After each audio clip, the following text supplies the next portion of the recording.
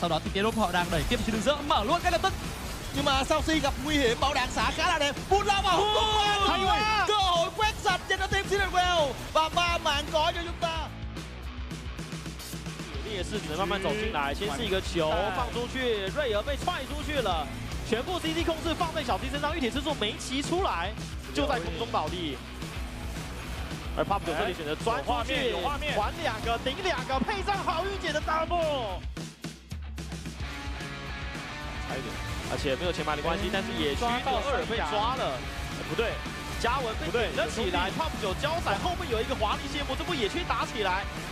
谁开大 ，Pistol 往后闪，这里有心有无双，但是冰鸟明明非常不错，轰左，然后后面有一个往前输的机会，迪瑞这里只能交闪，轰左也想追，还能操作吗？比也想保住雷兹，这里先把冰鸟给推到墙上，后面有个致命伏笔定住对方的冰鸟，但是比也要被留住 ，DCG 野区的碰撞防守打了一波1万3。 Đi sát vào tường xuống khu vực đường dưới để hỗ trợ cho SD.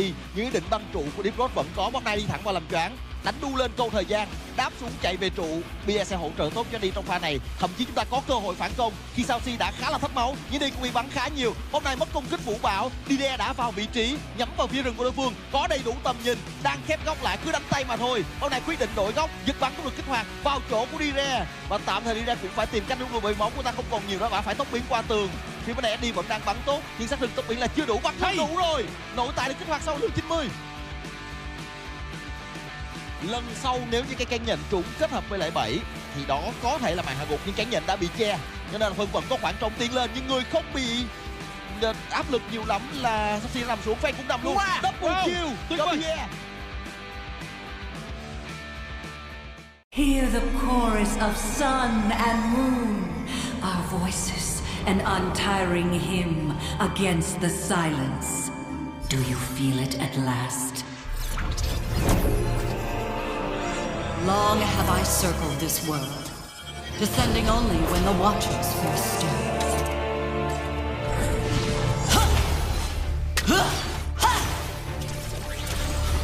Marked and fracture! I had such hope for you, Void Hunter. Fall to fire! Fall and be silenced. Silence, dreaded herald. Rise with me! Sunfire eternal! Providence! Our dance continues, sun and moon in perfect step. Watch as our enemies are undone. Abyssal vermin, I bar you from the heavens! As night ordains! Silver moon, your blade fulfilled our ancient vow. This is predetermined.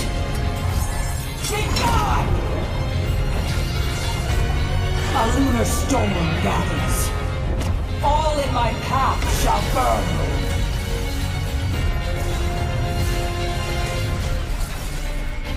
The eclipse consumes! The moon is stained red this night. Piercing through it! Fall! My eclipse is rageful as righteous! You betray existence! Is it inevitable that our paths diverge, Golden Sun?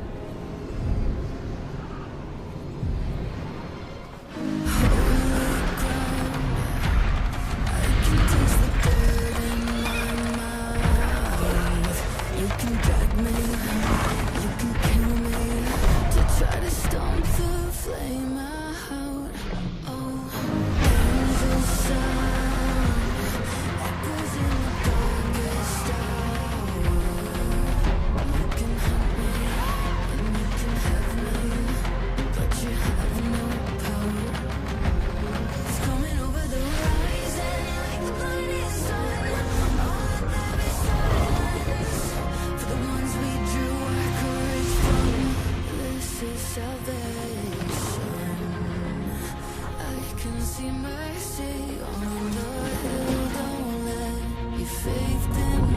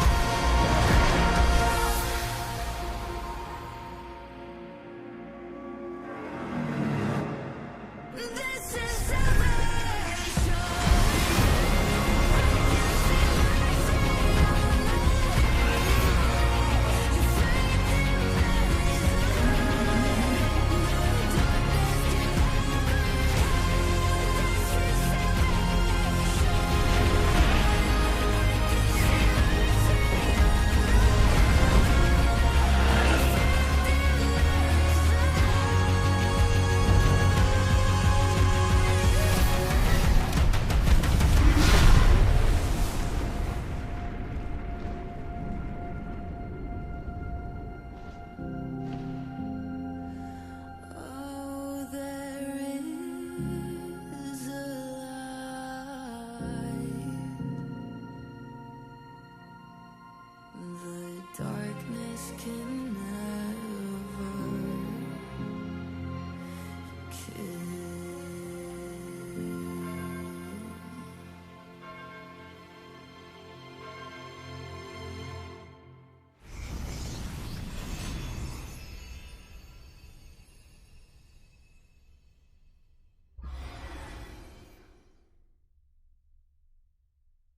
Even with eyes shut, I see them.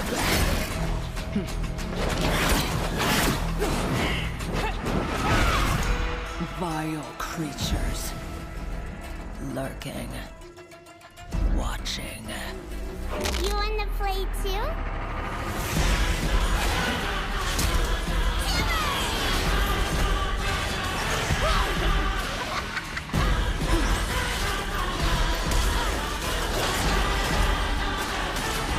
None can hide, are you? They laugh from the shadows.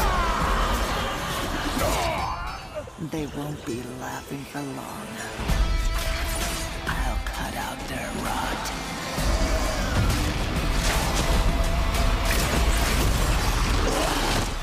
Hunt down every last shadow.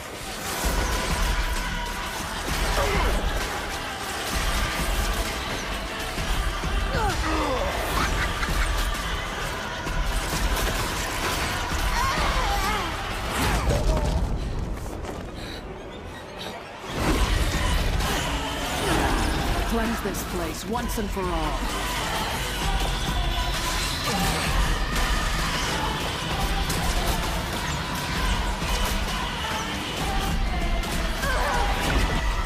will rid this world of demons.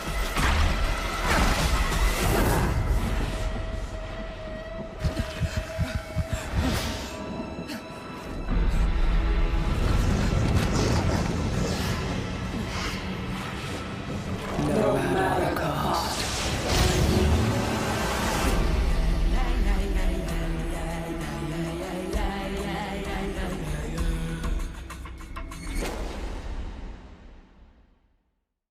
Here's an overview of how Coach Comms works. Each team may assign one coach per game, submitted with the starting roster. Coaches can be changed between games. Only a head coach, assistant coach, or analyst is eligible. Sub-players are not allowed. Use of the Coach Comms is optional. Here's how Coach Comms operates during matches.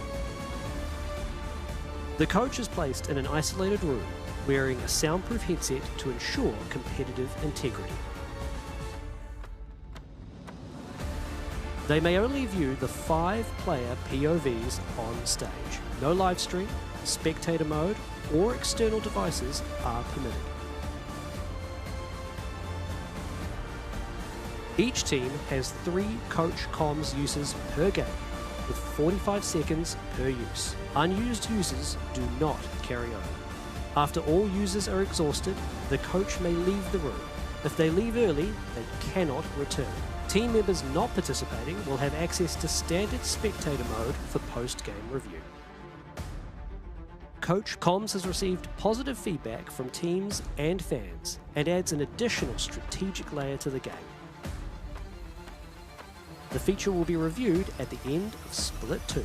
Stay tuned for more updates.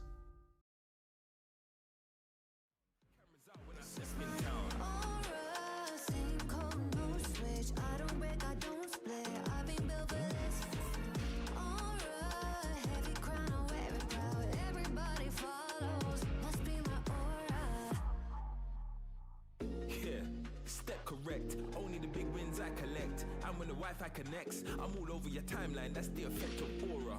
Top of the league, no warm-up. 100 degrees, no sauna. You're not on my level, stay in your corner. I'm too real, only big dogs in the field. Big planes on the airfield.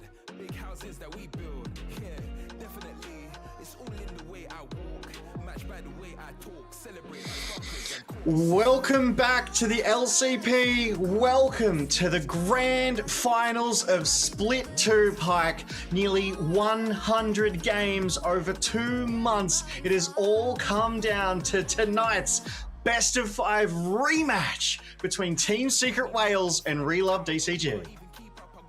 I am so excited. It's going to be absolutely insane here, Logan. I cannot wait to see these two teams really start to show up and push forward what is going to be the series of the split. We've seen the ranking once again, but wow, let's just jump in because yesterday's results were an absolute banger, Logan. It was DCG clutching it in the final game as Garm was looking for that reverse sweep, but they just weren't allowed. So nice to see that DC have made it to the finals once again. Yeah, and they deserve to be here as well. As you so correctly identified earlier, 5th seed, making that run all the way to this grand final. Relove DCG, they've had to play 17 games to get here to Team Secret Wales' 8. So they've played twice as many games. And that's the benefit of coming into this knockout stage as the 1st seed for Team Secret Wales. They literally have just played those 8 games. They're in the grand final. They're happy. They're sitting here. Last time they played was a week ago here, Pike. So they've just been watching the competition, watching it unfold before them, and doubtlessly, closely, intensely studying what DCG has to offer them. But a quick look at the player of the match standings, and Kiaya of Garm stands atop this mountain alone with 4 Poms, but not to be outdone. Team Secret Wales with Eddie and his toe with 3 apiece, tied for 2nd here, Pike. That's a lot of player of the matches. Look, the crazy thing here is this is the time for Eddie and his players to really step up if they want to be tied to that first place and take the Aya to that next level. Pretty keen to see what that's going to look like, but today's match, we've already harped on a little bit on about it, but it's going to be so big, Logan. Team Secret Wales versus Relove Deep Cross Gaming, Titans in the LCP. It is the VCS versus PCS once again, and we could not be more excited for these two teams to rinse, repeat, split one finals. Yeah, we are being treated to a destiny, a meeting of fates here. The fact that we get this again, we got them in split 1, we're getting them here in split 2, and it's fascinating seeing these teams level up over the course of these competitions, over the course of these splits, as Team Secret Wales being presented here before you. Pun, Hizto, D-Ray, Eddie, and BA will be your starting 5 for the night, with Seal and Warhorse, the coaching staff that are elevating this team. Will we see Pun on that Volley Bear? Will we see BA on that Elise or Skarner support that we've seen him absolutely rip up on? We oftentimes talk about other teams' creativity, but sometimes we forget to give the credit that Team Secret Wales deserve. They're a strong team. They have been all year long. They even were in 2025, but they were just overshadowed a little bit by CFO, and it's great to see them continuing their performance, being that superstar team that we know they can be, and earn their spot at MSIs. But before we can get to the MSIs, we have to see how this grand final against Relove DCG plays out. That's right, and Relove DCG, this is a team that came in at 6th seed, but Florin, Pop9, Hongshu, Fang, and Xiaoxi, they said, no, we might be 6th seed, but that does not stop us from going to the grand finals. They are here to tear up and at least take it to the Secret Wales, who have had a damn good split all this time, but Relove, they've got so much potential. They've got the strength, they've got the numbers, they have the skills, they have the hands. Now it's about bringing it all together in the one culmination that is this grand final series, Logan. And you know what? I've been harping on it. I actually predicted last night's games too, where you guys said, nah, Garm had this. And I was like, nah, I think Relove had that game in the series. And they did. They came in clutch. And I'm excited to see Florin play, right? This is the one player that I've called as one of the best top laners in the league. And he's now up against arguably the best top laner, which is Pun. So this is going to be a very volatile lane to be watching all series tonight. Well, need I remind the viewers at home as well, Team Secret Wales was the #1 voted All-Pro team. Hizto, the #1 LCP MVP for the split as well. So this is a star-studded team. This is a stacked team we see here before us as they get ready for tonight's grand final best of 5 series. And the tenacity that both of these teams have shown to get here. They've played nearly 100 games of League of Legends in this split, again, over the course of 2 months. BO5s, when they go to that 5th game, that's nearly over 2.5 hours of League of Legends in the spotlight under the pressure of an audience live in front of you here as well. So again, their tenacity is just phenomenal, but let's take a quick look at the head-to-head between the two junglers.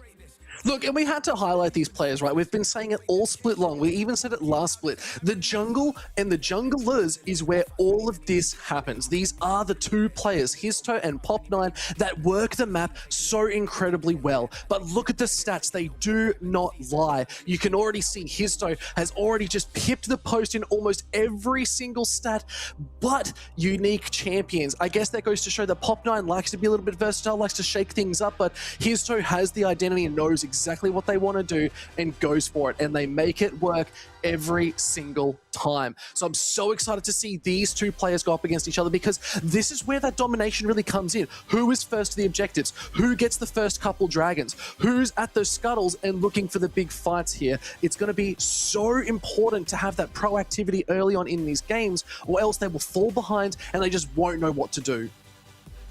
And that's the thing we've seen, right? We've seen Team Secret Whales play two different styles of League of Legends. Coming into that regular split, they played fast, hard, aggressive. They won early, they stayed ahead, and they closed the games out. In the playoffs, knockout stages, it felt like they were trying a different style. It felt like they were like, you know what? Let's actually practice playing from behind. They were slower. They were almost letting themselves play from that sort of losing position, being down gold at that 15-minute mark and then coming back. And the thing is, Pike, both styles, they still ended up winning the games. They can play from behind. They can play from in front. This is a scary Team Secret Whales, and we just don't know which one we're going to see here tonight. But I do know the inevitability of some absolute bangers, because Relove DCG has leveled up at the right time, Pike. We said it at the start. Here's the prediction. 3-2. I think Team Secret Whales has just got that consistency. I think they've just got that little bit of extra oomph that will take them over that finish line over Relove DCG here tonight. But what about you? Look, this is the exact same score that we saw in the finals from Split 1. It was a 3-2. We can look back to the last series these two teams played against each other. It was a 3-2. But actually, no, so sorry. The Split 1, they actually just got demolished. It was just a clean sweep. They just took them to school and said, hey, look, we're just going to take you all the way. But no, we saw them recently, and Relove, like you said, has leveled up. They have invested that time and that creation into what can they do differently in drafts. But you're also right. You are on point when you say the Secret Whales now have new game plans. They have a new style to their repertoire, you might even say. So the big question is what is their secret? What is the secret of the Secret Whales? Do they play it slow, methodical, fun, or are they just going to go full balls to the wall and just throw paint everywhere and see if it sticks? Because that is what they have done before. They can do it again, and it's going to be an absolute series. But we did say as well, there's Carrix as well. We cannot forget him going the 3-1 for Secret Whales, so giving them a little bit more love and saying that they will clean up the series just a little bit faster. But Logan, we still think it's going to be a close one. Yeah, no matter which way it goes, we all agree that it's going to be at least 4 games. We all agree that Relove DCG is more than capable of taking at least 1 game from the Whales. But that's in the name, Team Secret Whales. They might have something deep in those pockets. And like we were alluding to earlier, BA on that Elise, BA getting those creative picks, that Skarner, which has risen in the meta of late, could make that difference, Pike. Do you have a point of difference that you think would stand out here? Which jungler's going to get Lee Sin? That's the big question on my lips. Which one's going to get Lee Sin? Which one's going to get Xin Zhao? They both love these champions. They're going to make them work. That's where the action's going to be. Still, Logan, it's going to be big. I'm just excited to see all these games unfold. Oh, I'm so excited. Yeah, and we will get right to these games straight after the Riot fist bump coming up for your enjoyment now.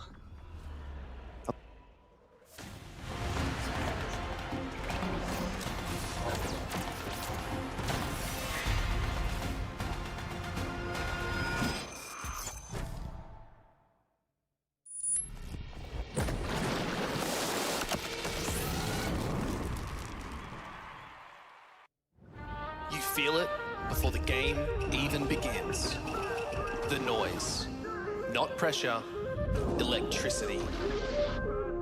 A region that doesn't wait its turn, doesn't follow the script, where every match threatens to flip.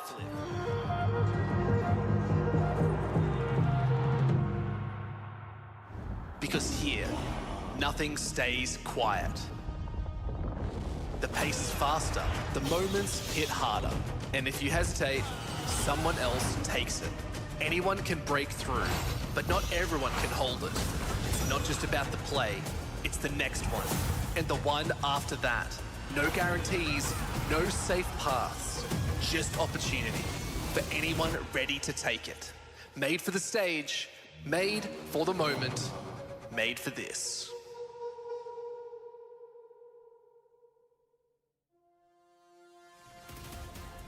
首先 TSW 对我印象最深的，应该就是他们中野辅的联动是这个赛区做的最好的，然后特别是低率选手，他是一个全方位的选手，所以要多多留意这个低率。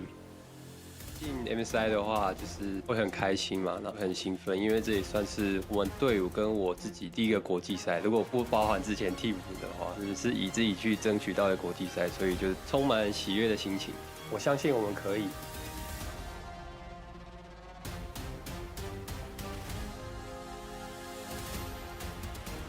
Cảm nghĩ của mình trong những trận đấu sắp tới thì mình nghĩ tụi mình sẽ giành được những chiến thắng và có thể là những trận bất bại trong mùa giải này. Khi mà mình chiến thắng những đối thủ thì mình cũng hy vọng đối thủ của mình sẽ đánh hay hơn nữa thì lúc đó tụi mình cũng sẽ phát triển nhiều hơn nữa.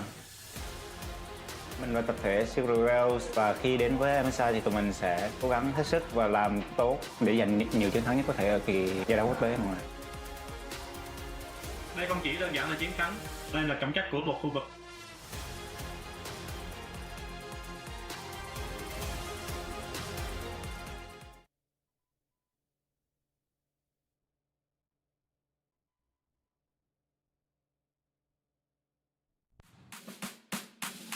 Hello, 欢迎来到 LCP Arena 淘汰赛最后一天总决赛，准备要向绝对王者秘密鲸鱼 TSW 发起挑战的，正是一路北伐台港澳最后希望 DCG。即便两支队伍都已经有 MSI 的参赛权，但是赛段的冠军只能有一支队伍。马上就欢迎双方选手进场，上路棒 Florence。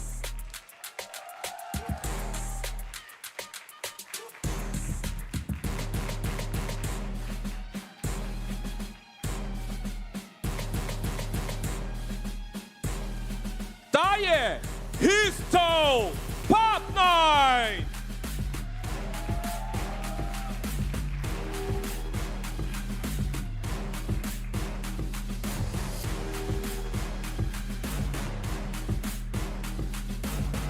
中路 D-Ray Hongso，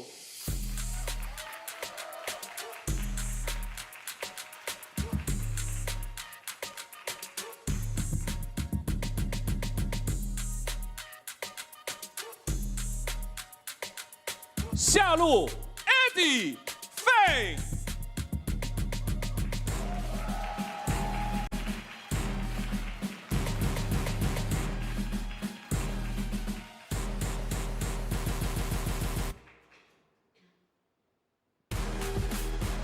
辅助 BA 小 C。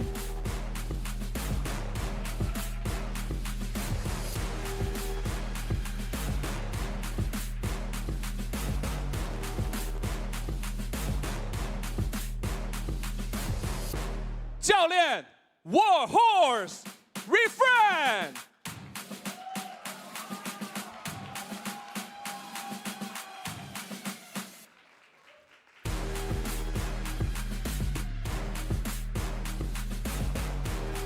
今天的比赛会由 DCG 的老五逆袭翻开全新篇章，还是会有秘密鲸鱼统霸天下？总决赛正式开始！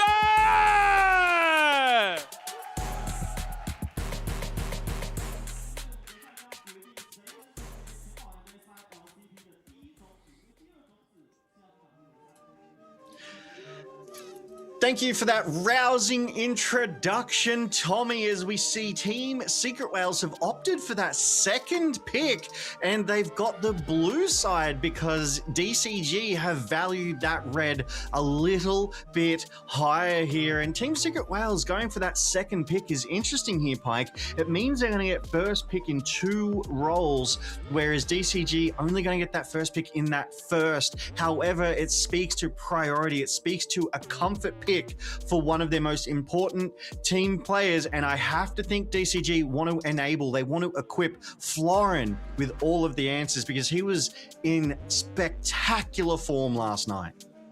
Yeah, it really was, and I think that just holds true. Give him a champion that he's comfortable on. Give him a chance to shine brightly, or at least win in the laning phase. Not concede too hard, and he will just pop off. So I think you're right. I think giving Florin a bit more comfort is going to be really good because we have seen a lot of flex from the other side. But the one thing I've been noted from the Relove DCG roster is if they keep giving Fang the weak side, he can't shine. He does struggle a little bit in that sort of weak hand where he can't show up. But giving him him a little bit of lead, give him a bit of love where Pop9 comes down and makes some early proactive plays, they can do so much with it. So I want to see Fang and Xiaoxi pick up some really strong priority picks early on in the draft here, so we can sort of give them a little bit of alleviation in pressure, because we expect these games to go all 5. Let's see if they're going to do it as draft is about to kick off here, Logan. First one of the night. Let's get primed. And we are on patch 26.10, just as an FYI to the viewers at home, but it is starting. The bans coming through, Varus, Karma, and that, you know, almost ever-present Cassiopeia in the global regions has banned away those Swift March boots, that miasma, the poison damage over time, proving devastating, almost too powerful. So they do have to get rid of that. It's interesting that she has risen up over the Rise, up over the Orianna too, but not to be outdone, Team Secret Whales keep banning Nocturne, Lee Sin, and J4. They've heavily targeted that jungle, Pike. You got to. Pop9, it's the reason we highlighted these junglers, is Pop9 is that star player. He will pop you if you're not careful, and he'll do it 9 times if he gets the chance. But the Orianna here, I think, is a really smart pickup. It's so strong, but no, Rise, don't even worry about the Orianna. Let's save it for another game. We have the really strong engages. Rise has been so consistent, so strong, all split long. Now it comes down to, what do you put up against it? Couple champions come to mind. You can look for sort of like the Ari is pretty good. You've got the Aurora. Like, there's some options there, but it's all about rotations too. So if you want to maybe match this Rise's tempo, maybe go the Twisted Fate. Yeah, we did see Twisted Fate toyed with just last night as well, was banned away a couple of times. As I do like this Vi pickup from Team Secret Whales, immediately locking Ezreal down for Eddie.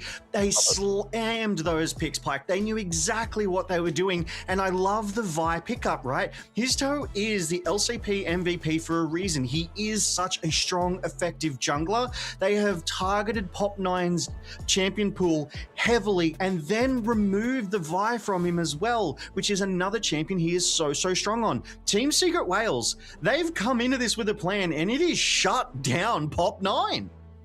Look, we also talked about this whole idea of like, what will Secret Whales do? What's their game plan? Like, how do they want to approach these games? Are they going to be slow and methodical, where they've been sort of giving a little bit, taking a little bit too much heat on and then pushing back really hard and just taking over the game? Or do they just full on send it? And a Vi locked in tells me they're going to full on send it. But with a Bard being picked up now for Xiaoxi and hovering the Caitlyn for Fang, I actually love this bot lane that Relove DCG is starting to put together. And it's going to be very hard to catch this Caitlyn out and unawares. One thing that's interesting to me as well is Relove DCG, they could have opted to try and grab another jungler for Pop9, right, before potentially any more bans come through from Team Secret Whales, but instead they went ahead and locked that Caitlyn in for Fang. So that says to me that Pop9's like, you know what, that's fine, let them target my champ pool. That means you guys can get your priority picks, we can be stronger through other lanes and win there. I almost think that was like a team decision to go, yep, no worries. A Xin Zhao also banned. I've never seen this many targeted bans in one game before, Pike. This is crazy. Yeah, they really do not like Pop9. And you know what? Fair enough that they have been showing up week on week as a star player. So, you know what? Respect. Like, this is Secret Whales saying, we know what your win con is and we're going to bully you into submission because we know it's fearless. You can only ban so many champions, as once they get played, they're taken out. So Nautilus now being taken off means they're going to be giving a little bit less to BA. And I guess it's more about those pick potential and roams. But with an Ezreal who's so happy to just lane self-sustainably in that bot lane, I wouldn't be surprised if they look for something like the Pike, if they look for maybe, well, Karma's already banned, so it's like, maybe you could look at like an Alistair too, some a bit of like a hard engage, but Nefiri, again, that is 5 bans to the jungler. 5 bans plus the Vi pick. That's 6 champions removed from Pop9's champion pool. This is crazy, Pike. Wukong is still available. Maybe Pantheon, potentially, if he's feeling comfortable with it, the Zyra, but I cannot believe how deep Team Secret Whales have just sent Relove DCG in this first game. As we do take a look at the rest of these drafts, it's exciting talking about this jungler banning, but there is BA on the support on the Skarner, Pike. Team Secret Whales, they want to win this in 3. They want to take it to them right now, and now we're seeing the final pickups for Relove DCG. Florin potentially looking at a Scion game, but Trundle now being hovered too. I really like this because it's going to be able to deal with the Skarner a little bit more, but it's going to be so hard for quite an immobile bot lane with this Caitlyn only having that Caliber net and Ryze as well. Like, if they're not careful, they're going to get impaled. They're going to get dragged into the pits, and with a Vi and Ahri, they can just deal so much damage. Trundle now being locked in, Scion being hovered, the front line starting to come about, but honestly, Secret Whale's draft is looking so good, and it's all on the back of just banning every single meta jungler available. Every single jungler that Pop9 wants to play, he's been pushed down to that Trundle, who's only seen play 3 times here in the knockout stages right now. And Gwen, I frankly would have loved to have seen that Gwen, that late game scaling powerhouse, able to snips, and there it is, they lock it in. Team Secret Whales have put together one of the single strongest drafts for a game 1 I've seen in some time, Pike. This is crazy scenes here in the LCP for this first game of our grand final, and frankly, I think Eddie and BA, they're going to get the better of Feng and Xiaoxi before they hit level 6, right? Because Bard's not going to have that Tempered Fate ultimate to slow or stop those disengages. And we know Team Secret Whales are aggressive. That Vi Ahri combo is going to make a mess of things.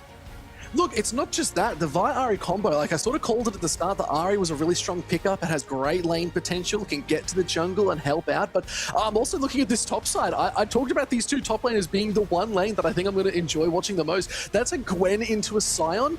I genuinely feel bad for Florin right now, because that is one of the roughest matchups. Because once Gwen has one item, which she's going to have a lot of priority early on, unless Florin has something to say about it, regardless, Gwen's just going to snip through the whole team. If they come online with 2-3 items into the late game, I don't know what you can do. Really, Logan, there is not much you can do. Yeah, and I mean, Team Secret Whales, they've got kind of like a decently tanky team. Vi's a bit of a bruiser. Gwen, you know, with that immunity, is able to prevent a lot of the damage. Skarner is just innately tanky as well. So I like the kind of frontlining that they're going to be able to do for this Ahri and this Ezreal. Whereas we take a look at Relove DCG's composition, Scion, one of the biggest, one of the beefiest tanks is DCG. They're just roaming together as a unit. D-Ray needs to be careful here. Tempting Fate. Out. Oh, flashed on instantly, and he's so low. One more hit, and Fang picks up first blood at the 40-second mark, Logan. This is DCG saying, we like your draft, but we like our chances just a little bit better. This is DCG reminding us that this is the LCP. The LCP is one of the bloodiest regions in League of Legends. We are one of the bloodiest in the world. We love achieving that 1 kill per minute mark game after game. And I mean, this one, it started off strong. D-Ray, he was just on vision, right? He was just around the corner. He was probably expecting 1, but not 4 members of DCG. And off the back of that first blood, secured their 4th Fang, which gives them an advantage in that bot lane. They're also able to invade that jungle, Pike.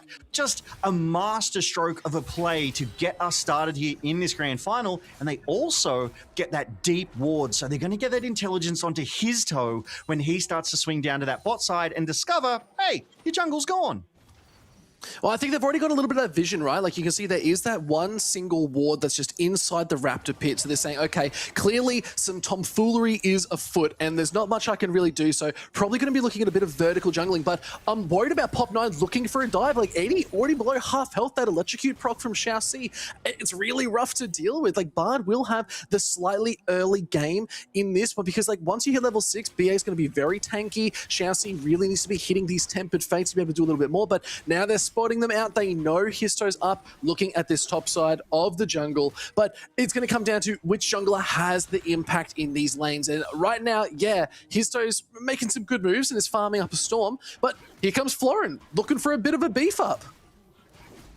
There was no vision there either, except on the chicken camp. So Florin knew he was here. He's trying to, like, contest this red buff, goes, you know what, maybe I shouldn't, runs away. His toe pops that thumbs up and says, thanks for coming. No, you will not get this red buff from me. But again, Relove DCG with all the intel, Relove DCG with the understanding and the knowledge and the timing of what his toe is doing, and it is so important so they know that they can set up these ganks on other lanes.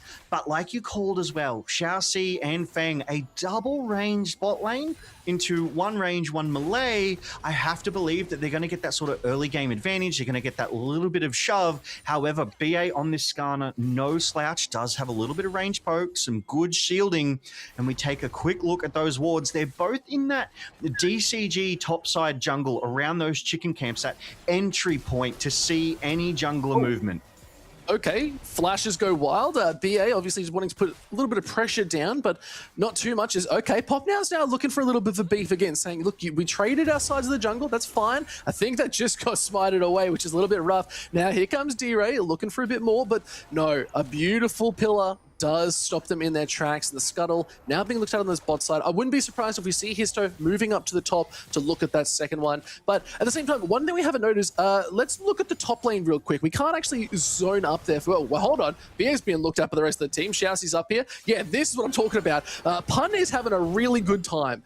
Look, Florin's struggling a little bit. Is about 8 CS down, so about a wave. But this is going to be that Gwen that can just come in, and it's just been slow pushing like a monster this whole time. Yeah, but Pun needs to be careful. He is playing with fire. One decimating smash there, and it equalizes those health bars. And we do see Florin, he just clears that wave. He trades back with Pun before taking that recall. But yeah, as you say, Pun having a good time, does have that wave advantage. He's the single largest gold lead on the side of Team Secret Wales. The DCG, they had gone out to around 700 or 800, so it has been a good effort. And that ward not spotted, getting so much value. They know BA and his toe in their jungle. Yeah, and they spotted them out too. Like, you can already see they were looking for some sort of move, and oh, the charm is just not enough as the ghost had to be popped. Hongshu doing a good job, getting a lot of damage onto D-Ray, who doesn't have much mana, and they do trade to about 50% of their health as now pink wards are going over. First dragon has spawned. It is going to be that Hex tech, but BA's looking towards this top side. Now so is Histo. They're expecting a little bit of a fight over these Krugs. Maybe the Krugs or maybe Florin. If Pun can clear this way, oh, we're seeing some staggered recalling here. I think BA, he's been away from lane a little too long. He needs to get back down to that bot side and help Eddie out, because Feng, using that ranged advantage from that Caitlyn, is able to poke Eddie down and away here. So it's a really good management, utilizing that gold lead to pick up that pickaxe as well to Eddie's longsword. So it has a serious damage advantage right now as well, Pike. But the first Drake of the game is on the Rift. Pop9 in the area first, but Team Secret Wales, they have the wards. They know this is happening. Yeah, and you can see Histo's already starting to beeline it straight on down, looking to do it, but I think it might just be gone. We know Trundles are so good at taking these objectives. The ward goes out, but it actually didn't go over the wall, so it's a little bit of a failed ward. Now here's Histo, here's BA looking to make a move. Eddie's looking for the pincer movement, see if the steal's gonna be there. It's just not on. Xiaoxi's being looked at too, gives it over to Histo. Now it's a 3v2. Eddie has to pop the barrier, looking for a little bit more. Fang is low, they're dashing forward. The arcane shifts are good, but not enough. Fang has to back out, but the dragon was secured for Relove DCG. Yeah, I really like that play from Team Secret Wales there. It feels like they had the vision down, so they knew that Relove DCG would make that play. And when they saw the members of DCG committed, that's when Team Secret Wales collapsed. You see it here, BA roaming, his toe roaming. D-Ray TPs into the mid to pressure Hongshu, and Eddie comes from the bottom. So they pincer DCG in, and Xiaoxi is the target. They immediately turn it into a 3v2, and Eddie just able to dodge that net from Feng, reducing the damage he takes, guarantees he does not go down on the back end. Yes, DCG got the Drake, but Team Secret Wales got the kill, and they've leveled up that gold difference. Oh, Pun. Oh, Pun being looked at as Pop9 throws up a little bit more and has to flash. Nice little escape as they're still inside the pool. Pop9's full committing, but just can't hold on. Pun just outplayed the way too much. Realm Warp's coming out, trying to get Hongshu away, and they do survive it. They're sent deeper into the jungle and plays around the map. Yeah, I'd like that. There was a topside gank happening while there was also a mid chicken camp there. As Xiao C is trying to show up and bully his toe away, he says, "Nuh-uh, you can't take these camps from my jungler." Pop9 probably dapping him up right there, being like, "Homie, you got my back." But yeah, 2 fights almost breaking out simultaneously on that rift. Very, very exciting, but ultimately leading to no kills on either side. And even Pun there in that 2v1, he really stood his ground once he made it back to that tower. He dared Pop9 to keep going, and I really think Pun would have taken him down. But Pop9, he read the play correctly. As we see in that replay, his toe just finds Hongsu, immediately cease and desist on him, but he knew all the CC was burned, is able to realm warp out, and back in live, DCG, they're taking the grubs. Yeah, look, honestly, this is DCG's game right now. They're looking really good. Yeah, they're only down about 700 gold, but they're first to these objectives. Pop9, we talked about this. Which team is going to be faster at it? And I think Secret Wales, they have that game plan in mind. They sort of know, you know what, we can give a couple over. It's not the first battle, it's the war we have to be worrying about. And there's 5 wars in total if every game goes the way we're hoping, Logan. So we'll have to see what it's going to look like. But it is Pop9 doing a great job. Dragon secured 3 grubs. That's so good for a Trundle. It's great for a Scion. Even thing for Fang. It's the ultra range of the Caitlyn. You can hit these towers from so far, get the Void Grub passive. Like, this is a really nice pickup and great proactivity out of this roster. Yeah, we are talking about Pop9 being fantastic on that jungle, but his toe is actually up in CS, so he does have a bit of an advantage. He also has that kill, so has that gold advantage over Pop9 right now. However, it is those jungle objectives that are probably going to turn the tides this one in that late game. DCG having that first Drake means it's -5 minutes on their win condition, on that, you know, soul Drake that they could get later in the game. I do want to point out, though, Eddie has secured that Sheen and that Phage, so he is most of the way to that Trinity Force. A couple more fights, a couple of hundred more gold, and he will be there, and he'll be hitting so much harder, and Feng is going to have a much more difficult time in that bot lane matchup. If we do take a look, though, across the rest of the map, a minute till the next Drake, and DCG, they have that vision control. The Scuttle Crab, the 2 wards, they see everything that Team Secret Wales is doing as they move in to clear out the wards themselves. Yeah, look, this is really good. Trying to get those deep wards and identify where they're going to be, as the Dragon's going to be up in 50 seconds. So keeping all the vision on this bot side is so critical. You can see that beautiful blue line of wards already being pinged out as they do get the little bit of vision available. And this is just excellent gameplay from both sides. Now Histo's trying to look for a little bit of a flank as they're starting to clear out. This is DCG a little bit slower this time, but Proactive is now they're clearing everything they can. So they're going to maintain that control and they're going to look for a fight. This is both these teams. They want this, and you can see as well, Histo wants something. Hongshu gets flashed on. Tempered Fate is good. Wait, Histo was up in the air, so he missed it. There's the barrage too. They're looking for more. Xiao Ci's in the middle of this fight. It's a lot of damage. The Spirit Rush is good. Flashes from Xiao C keeps him out a little bit longer, and it is going to be a recall from the Bard, and this could be the Dragon going over to Secret Wales. Yeah, but so much damage done to his toe, he may not be able to go for it. He has started it up, though. He knows the Whales are in the area. Eddie has rotated. BA and D-Ray are all there. Only Feng currently in the area to contest. Will get a look going. Oh, I thought he was going to go for that steal, but his toe. A good fight in the mid. Realm Warp. Oh, the pillar knocked it up. The flash over the wall's not going to be enough. The charm is good, but D-Ray has to be careful. Can get slowed up and taken lower, but with the minis there, the flash is forward. Pop9 fears no one and still just gets out. They don't secure the kill, but what a play. They are so aggressive, Logan. So much committed for that, though, and not getting D-Ray. That has got to feel bad for DCG. Here's Histo again, Vault Breaker, and that's why you called it. He wasn't caught in that stasis trap because he was in the air from his cease and desist. Just a tidy little interaction. BA shows up, makes sure that it's a 3v3, and DCG on the back foot because Xiao C was burning, and they knew the timing. They knew they couldn't lose members for that Drake. However, a recall at that time in that situation is just as good, as Team Secret Wales converted it into that Cloud Drake. So now we're at a Drake per team. We're at 500 gold up the Team Secret Whales, and that's near enough as even in these 12 minutes of League we have been watching so far, Pike, but I'm worried. If Team Secret Whales can't close this one out sooner rather than later, Hongsu could become an absolute problem on that rise. That said, Pun also could answer that, has some amazing scaling with that Gwen. Yeah, and Histo's now on this top side. Oh, gets the charge. It is going to be that ultimate now picked up. So the unstoppable onslaught has to be used just to get away. Histo's trying to work the map a little bit more. They're up that 10 CS. They got a 500 gold lead right now over Pop 9.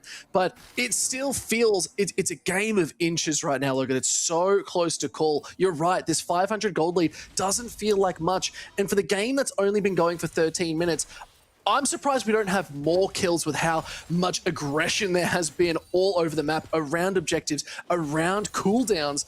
It's quite impressive that these teams are able just to hold on that little bit longer because flashes are burnt, ultimates are starting to come back up. Magical Journey from Xiaoxi just saying, I'm going to get out of here. This is not my place to be. Yeah, and you said it right. We're getting these exciting fights. We're getting these back and forth trades. We're getting very nearly deaths, but these gamers, they know exactly what they're doing. They know when to back off. They know when the number is up, and they don't give these all-important kills over. They don't start to build these sort of shutdowns that become so important as these items, they're coming through. D-Ray, Malevolence, Hongsu with that Rod of Ages, 9 minutes, and he's going to get that level up. Trinity Forces as well, one for Pop 9, one for Eddie. So with these power spikes, with these items, they're going to be hitting harder. Or in the case of Florin with the Canute Rookern, he's going to be able to survive that much longer in the face of D-Ray, in the face of Pun. As we see those role quests almost completed across the board, the Rift Herald up in 30 seconds, and the third Drake of the game in a little under 2 minutes time. Neither side willing to relinquish any objectives. And DCG, they're winning the vision war so far here, Pike. Ooh. They know what is up. It's already been used. Florin's here, 4 members. That's a cease and desist going straight back in, but the whole side of Secret Whales will collapse. Eddie picks up Fang. They're just cleaning up. It's a double kill. Absolute disgusting gameplay. Eddie has no fear, but the collapse was absolute perfection. DCG wanted that fight, Pike. That was wild. You look at it here. They've got vision on Histo. Histo marching forward comfortably, confidently, gets hit by that Tempered Fate. 3 members of DCG in the area, but more of Team Secret Whales. And the cease and desist from Histo, spectacular to get back to the members of Team Secret Whales that were there to support him, and they ultimately give 2 over. Xiaoxi and Feng both dying off what DCG thought would be a play that they could win here. It just goes to show that synergy, that communication, and that confidence from Team Secret Whales, right? Histo called out, Team Secret Whales were like, we've got your back, we're there for you, and Histo knew it as they've started up this Rift Herald. DCG, though, they don't have the numbers, but they are on the way. Yeah, Eddie's out here doing a good bit of damage, but the TPP from Florin is really nice, straight into the pit. Rift Herald is secure. Now they're looking for a little bit more of the fight. Florin is caught out, but it is going to be a lot. Impale is landing. Pop 9 could be caught. Magical Journey away, but Fang just caught once again. He cannot make it anywhere. Florin is tanky, but not holding on a little bit too much. The Rift Herald now being used. Shelly looking for a charge onto this tier 1 tower in the mid. Let's see if they can crack it open. There's still a lot of crystalline growth, but oh, the Tempered Fate for safety and security. All-powerful Bard, we salute you, but the dragon is still up, and Secret Whales say, look, we might not have got the charge, but we'll take a dragon as well. Yeah, they still got the priority, though. That's the thing. They forced a response out of DCG as they'd already started rotating down to this third Drake of the game, this Chem Tech Drake. Pop 9 will arrive, but a little too late to do anything about it as we go to this replay around the Rift Herald. And here's the TP from Florin, straight into the pit with that massive shield. Pun, though, also bringing his massive shield, able to get into that backline and rip Pop 9 apart. but his toe with the Vault Breaker through the wall onto Feng, unable to escape. And the way that Team Secret Wales stayed together as a unit and split Relove DCG apart is the hallmarks of this team. It's what wins these 5v5s. It's that strategy, not just the hands check. And this is what makes them such a fearsome team here. And if you remember, Pike, they banned 5 junglers and picked away the Vi, and it's working. Pop9 on this Trundle, yes, he got some early jungle objectives, but he hasn't got one since those grubs. The next 2, they've gone over to Team Secret Wales, the Drakes. The Rift Herald, it's gone over to Team Secret Wales. They're winning through this jungle now. Oh, Pun's going to be careful. Pillar went up maybe a little bit too quickly as there's the Realm Warp 2. Pun's in the middle of 5 Relove DCGs. I don't know if you can survive that one out as the shutdown does go over. Hongshu picks it up, but they might be losing their first tower in this bot side if DRA can lock it down quickly. But still, it took 5 members to deal with Pun. Yeah, 4 members of DCG were there. Feng defending that mid lane, though I have to imagine an ace in the hole was ready to be committed with that range, but it was a great job from DCG, right? They saw Pun, they got that pillar down, preventing Pun's access back to that top side tier 1, so he was forced to run back into the waiting arms of the rest of DCG. And it's that team play, right? It's that willingness to pull the trigger immediately and get that pick, as we do see D-Ray. He's got to be careful. He sees Xiaoxi and Feng on that vision, and that vision is so important. I can't overstate how important vision control is in these games, right? We see Xiaoxi, his vision score of 81, it is higher than BA's, and that vision score, it translates into more wards put down, more wards destroyed. So it's that proactivity that these players are putting forward that is helping the rest of their team make these plays. As his toe, that Oracle onto Florin?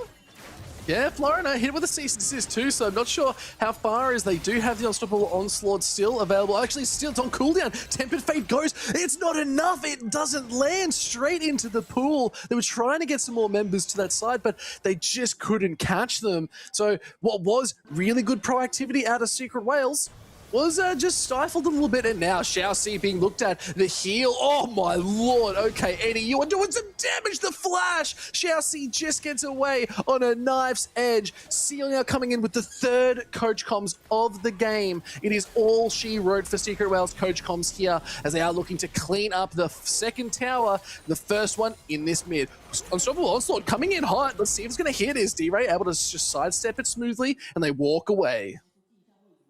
I love that ultimate out of Florin. You absolutely have to respect it. If you get hit by that Scion ult, that Unstoppable Onslaught, you are basically guaranteed to die because of that CC that it delivers on arrival. And you take a look at this, right? Relove DCG, then down, but they're not out. Team Secret Wales are up 3k gold in a Drake, that Baron on the Rift, but they're still contesting, they're still competing. Florin scaling up, he's going for that anti-heal as well to prevent, you know, the shielding coming through from his toe, the healing coming through from Pun on that Gwen. So I do like this item. Ooh. Oh, if that hit, that could have been disaster, but the Tempered Fate hits instead. But Eddie is still walking up. A lot of damage being pushed out. Okay, his toe's gone. Fang locks it down. Now Pun's TP'd in, looking for a fight, but has just walk away. Maybe these scissors can't be run with just yet. But charms are hitting, but no, D-Ray having to be a little bit more careful. Their jungler is gone, and a Baron is up. Yeah, it's good timing taking his toe out. He's gone for another 25 seconds. So if DCG want, they might go for this Baron, but I have to imagine they won't because Team Secret Wales are still presenting a lot of threats. DCG, though, they'll take that. They've cut their gold lead by 1,000. Team Secret Wales now down to 1.8k. So it was a smart play from DCG to punish his toes over aggression. Okay. Okay. A little bit of fighting. Yeah. No, we're good. We're good. Well, Dragon's up in 5 seconds, Logan. That's the big difference. That's where these teams are starting to look. But Histo is back up and available, already making their way down. So we'll have to see where the priority is going to be as Vision's starting to go out. Yeah, looking to clear it out just a little bit. Bit of a smooth, but look at Pun. Okay, the backside. Let's looking for the backdoor fighters there. Looking for the re-engage. Looking for a bit more cease and assist on the backline. It's Hongshu. He's getting caught out. It's a lot of damage. He's going to be enough to flash forward from Pun. Gets it done. They're cleaning up this fight. Eddie cares for no one and is getting everything done. Fang picks up the double. It's not enough. A double for Eddie. These 80 carries are unstoppable. BA is going forward further and faster, but they cannot pick up Florin, but they take out 4 members of Relove DCG. 2 for 4, you take that every day of the week. And Team Secret Wales, they've got the damage to take this Drake as well. Eddie started up, and before we even get Vision, he's done about 1,000 to it. So they know they've got this. Team Secret Wales, 8 kills to 5, 2 about to be 3 Drakes to 1. They have put their foot down on the accelerator here, Pike. They have said enough messing around. This game 1 is going to be ours as we get this replay. And Pun, a spectacular flank, but they knew he was there as well. They spotted him on the ward, but he was just so fast. Hongsu did a great job of reacting, but Team Secret Wales did a better job of prioritization. There was an excellent charm from D-Ray there as well that got through to Hongsu, and they just took him apart as D-Ray with those spirit rushes, unstoppable. He was able to get that damage down onto anyone that he wanted there, Pike. And we're back to live. We're back to fighting. The Baron's up. It's all to fight for. They're looking for more. Fang on the backside is low and is just gone entirely. Eddie's able to do so much, but it's D-Ray picking up the kills. Eddie's very low, but they're just cleaning up everyone. Pun on the backside, they're giving them the thumbs down. DCG just do not have an answer. Maybe the trick is just try and pick a jungler up nice and early because they're all getting banned out. But it's still 3 members down for none on the side of Secret Wales, and they're convincingly going to the Baron and looking to take this one right now. 4K gold lead here, Logan. I am concerned for Relove DCG right now in this game 1. Yeah, look, they took the Drake fight 2 kills to 4. They took the Baron fight 0 kills to 3. All of the advantage over to Team Secret Wales, and it gave them free prio on that Baron. And Hongsu just too far away from the rest of Relove DCG to have any impact. He was going to realm warp in, but he would have been caught in the middle of everyone from Team Secret Wales. And who is stopping Pun? He's doing whatever he wants. Florin can't even stand up in the face of this Gwen. We've seen it time and time again, Pike, and it just feels like Gwen is the answer to these tanky top laners. They're just not able to play around it. Look, Hongsu did 0 damage because he couldn't get into the fight. Yeah, the crazy thing there is not only are you absolutely bang on, but it's not even Pun dealing with Florin. Florin's trying to deal with Eddie. Florin can't deal with everyone in this game. Pun's just sitting in the backline doing whatever they want and just cleaning up. But it just comes down to how well is the communication going here. Secret Wales, they're all on the same page. They know exactly where they're going, what they're looking for. They know the targets. They know which president they need to take out. And it's Fang. Fang needs to be taken off this fight so early, and it's 4 kills to 4. But look at Eddie, 4-0-6. The score is just that much more, and it's only a 1K gold lead for Eddie. But look at the total gold. They're both just sitting so cleanly up there, but they know if they leave Fang in these fights, they will just melt through them so quickly. Tempered face now going out. BA could be caught. Pillar's good. It's a lot of damage, though. The charm is nice, but it's not going to be enough as a little bit of an overstep there for BA. Yeah, BA a little bit confident on that Skarner, but it is what it is. It's a support. It's only one of your team, one of your Baron empowered champions goes down there. So I'm sure Team Secret Wales aren't overly bothered, right? And we do take a look at those items though, Pike, right? Team Secret Wales have at least 1 full completed item advantage on every single player.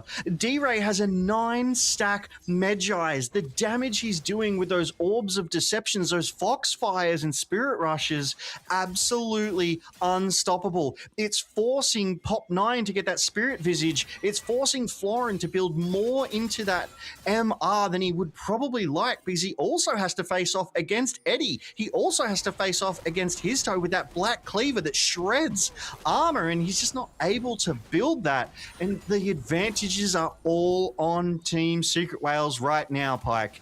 They're stabilizing though.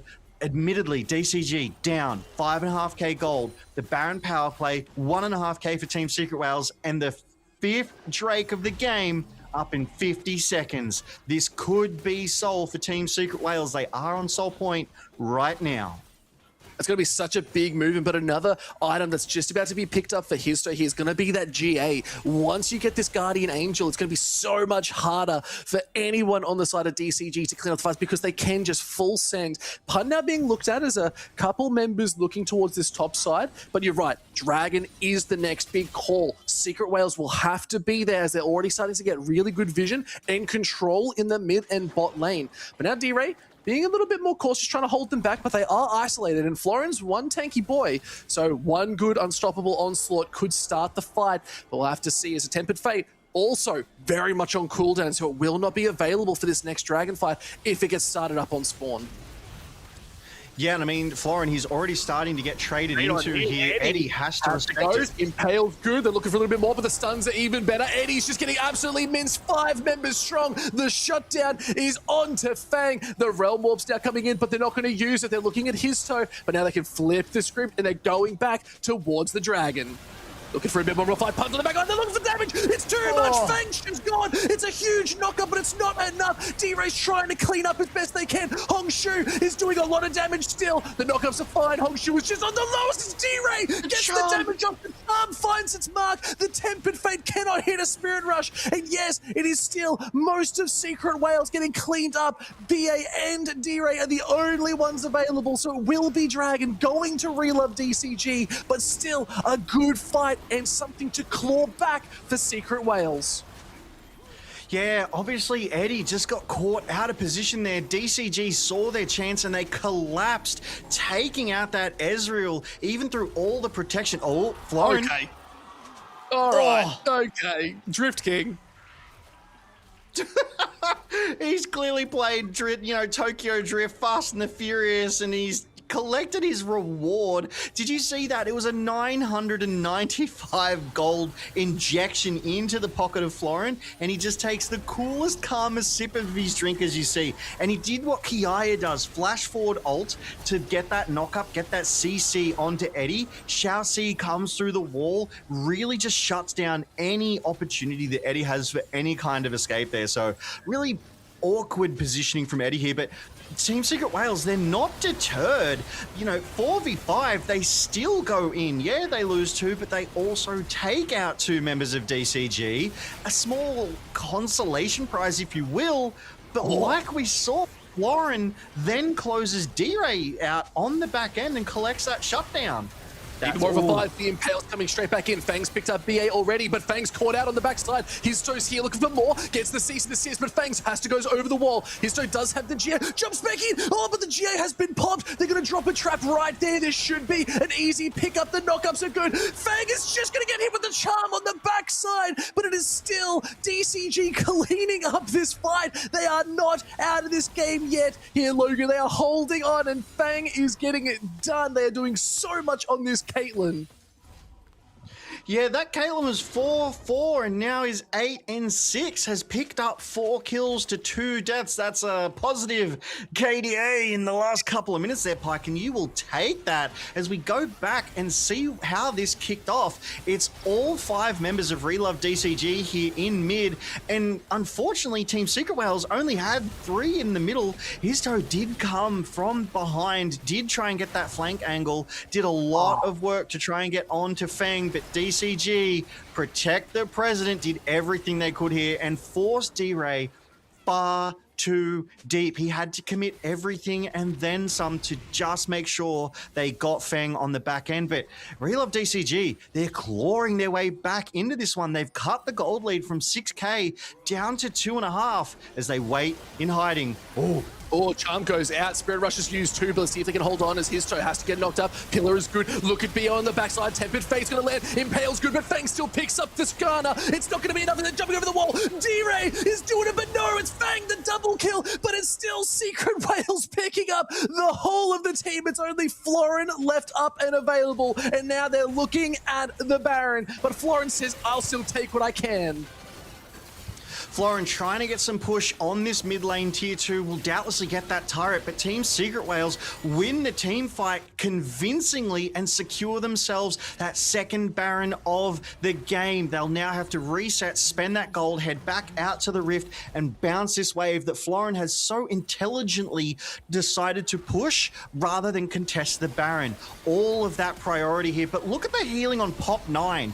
He was about 30% of his health and he basically goes back to full health here during this fight, but it's still not enough because his toe finds Feng every single time, and the moment they take Feng out, they take out about half the damage that DCG can do, and it just becomes a much easier fight for Team Secret Wales. You look at that CS, Eddie's nearly 70 CS up over Feng, and Feng still has a gold lead. He's got 5 kills more. But Eddie, he's completed 4 items to Feng's 3. It's an item advantage right now. It is wallet diff for Team Secret Wales. DCG though, they can still do this. They just need to find those picks. They need to capitalize on the mistakes of Team Secret Wales, and they'll get another chance in about a minute's time when that all-important 6th Drake of the game spawns. Yeah, it's soul point still for Secret Wales. They missed out on that last one, so this is going to be the Dragon they want to really heavily prioritize. Fang and Pop 9 sitting very far up near the tower, so they're playing a little bit safer, just clearing out these waves. But it is Secret Wales, first one to the block at the pit, waiting, clearing, just getting that priority and looking to make some plays. But his toe, Dragon's in the other direction, my guy. You're heading topside. That's a bit of an interesting call. Charm's going wide, but I'm not sure. Maybe they're looking to give over this Dragon because where's the jungler? Or maybe they're just looking for the biggest flank in history. I definitely think it's a flank. Oh, is that True Shot Barrage? Oh, yeah, it's a deep flank. For it. Fang cannot get it done. There's the Tempered Fate straight onto it. BA is the one to pick up the kill. Tempered Fate keeps him alive a little bit longer, but not enough. And that was just too much damage. He's still into Hong Shu's good. Pop 9 has just been popped into oblivion. Xiaoxi cannot run too far. It was all too much. Relove DCG. They tried, but they could not succeed. But now it is Secret Wales knocking at the door, and they're looking to close this game out. Baron still in effect for 30 seconds here, Logan. They only have one member to deal with. It's Florin, the tankiest member on the roster. But no, they are being absolutely shredded like Swiss cheese. They cannot survive much longer as they're pushing further, deeper, and there's nothing they can do. It is Secret Wales taking game number 1 in their grand finals. 9k gold lead, 39 kills in 34 minutes. This was the LCP bloodbath we were expecting, Pike. That's more than a kill a minute. They got more than 5,000 gold off that Baron power play in the end, but it was closer than I think most people expected for most of that game. It really took Team Secret Wales in that sort of last 5 minutes, winning 2 massive team fights to really put the nail in the coffin for Relove DCG here in this game 1, but they are not down, they are not out, because this is a best of 5 series. They have every opportunity to win in game 2, at least game 3, and take us to 4, maybe even 5 games here, Pike. Let's look at the charts, because this is really important to think about, because we saw Fang doing so much work, but at the same time, wow, look at Eddie's damage. It was 14,000 more on top, and it sort of didn't feel like Eddie was like securing or doing this much damage. They were landing good hits, they were getting good kills, they were doing a lot, but it sort of felt like it was on the back of his turn and punt. They were up there doing so much, and it just felt from this chart that I'm seeing that Secret Wales are on the same page. They all know who the targets are. They're doing damage consistently across the board, whereas it felt like it was all on Fang to really be the star for DCG. But you know what I put that down to, Logan? I put that down to when you have no champions in the jungle in your pool available anymore because Secret Wales just took it all away from Pop9. And you know what? I have to believe that they're going to do it again in Game 2. That said, I really do think Relove DCG, they're going to be able to have a better game in Game 2, even if Pop9 is targeted so heavily, because so many of Team Secret Wales' bigger, better picks are gone. This felt like the Thanos, this felt like the Infinity Gauntlet that they put together, and they're not going to have these tools in their tool belt here for Game 2. But we were talking about, you know, this Eddie on this Ezreal, and we saw that deep flank from his toe in that late game fight. I frankly think he didn't even need to be there. Once that True Shot barrage landed onto Feng, he only had 50-60% of his health left, and it was enough for the rest of Team Secret Wales just to jump him and take him out, because you look at this, right? Caitlyn is not an Ezreal as, oh, the emote's going out. Caitlyn just has the net. That's basically her mobility. And Team Secret Wales had so many ways to get on top of Feng, and DCG just weren't able to offer the same kind of protection for Feng as Team Secret Wales could for Eddie. And it was just that team synergy, that targeting, as you see it here. Right? They pincer Feng between Pun and his toe. What do you do?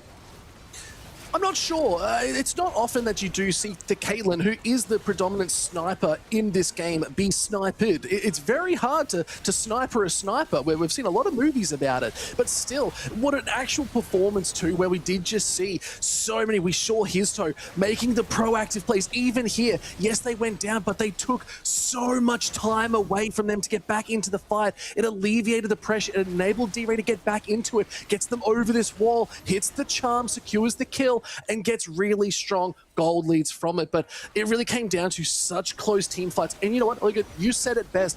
These are two teams, they were very close all game. Secret Wales, they had a couple blunders, but not too many to note. But it really was BA looking to make these plays and then the rest of the team following it up. So all we need to see out of Relove DCG is to close those groupings, come a little bit closer together, keep the team fights tight, don't be too spread out, because Secret Wales, they're forcing them to spread out. Look at this, they're already isolated away from each other, and there's nothing they can really do. Fang just gets popped and they can't survive a whole longer. So I want to see them close ranks, bring it back, protect that president, and see what they can do in next game. But it's Fearless, Logan. We got a whole new roster coming in for champions. I'm excited to see more junglers banned.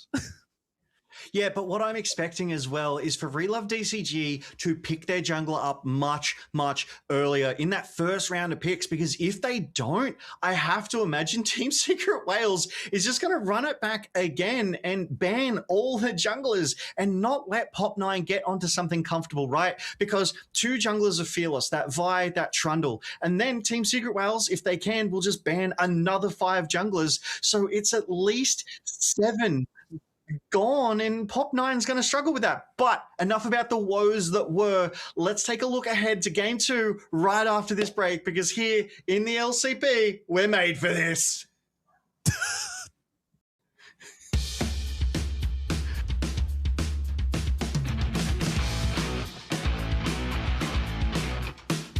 Sau đó thì T-Rope họ đang đẩy tiếp trên đường giữa, mở luôn ngay lập tức. Nhưng mà sau khi gặp nguy hiểm, bảo đạn xả khá là đẹp. Vun lao vào hút tung qua. Cơ hội quét sạch cho Team Secret Wales và 3 mạng có cho chúng ta. 劣势只能慢慢走进来，先是一个球放出去，瑞尔被踹出去了，全部 CC 控制放在小 C 身上，玉铁之术没骑出来，就在空中倒地。而 Pop 9这里选择钻出去，还2个顶2个，配上好玉姐的 double。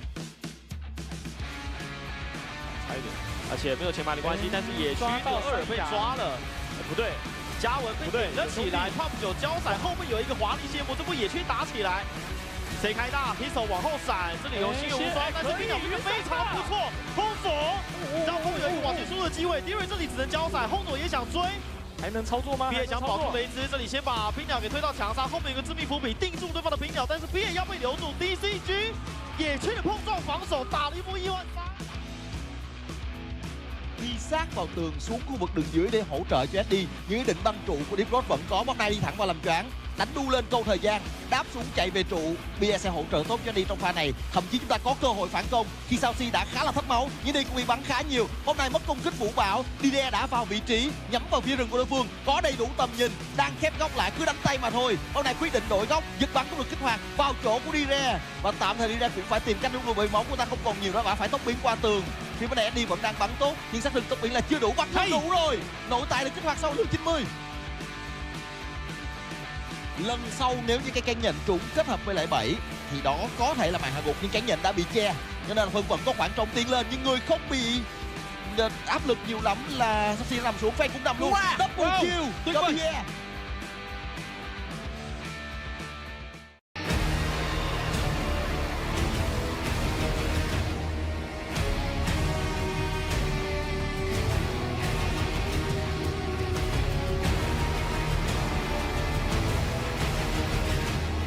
Hear the chorus of sun and moon, our voices, an untiring hymn against the silence. Do you feel it at last?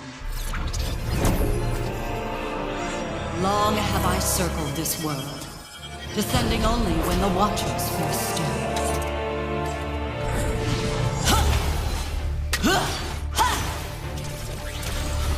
Mark and fracture! I had such hope for you, Void Hunter. Fall to fire! Fall and be silenced. Silence, dreaded herald. Rise with me! Sunfire eternal! Huh. Providence! Our dance continues, sun and moon in perfect step. Watch as our enemies are undone. Abyssal vermin, I bar you from the heavens! Yeah! As night ordains! Silver moon, your blade fulfilled our ancient vow.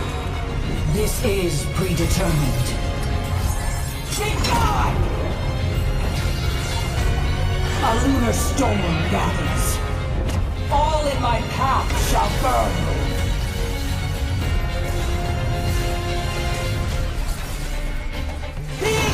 Consumes! The moon is stained red this night. Piercing! Ruin! Fall! My eclipse is rageful as righteous! You betray existence! Is it inevitable that our paths diverge, Golden Sun?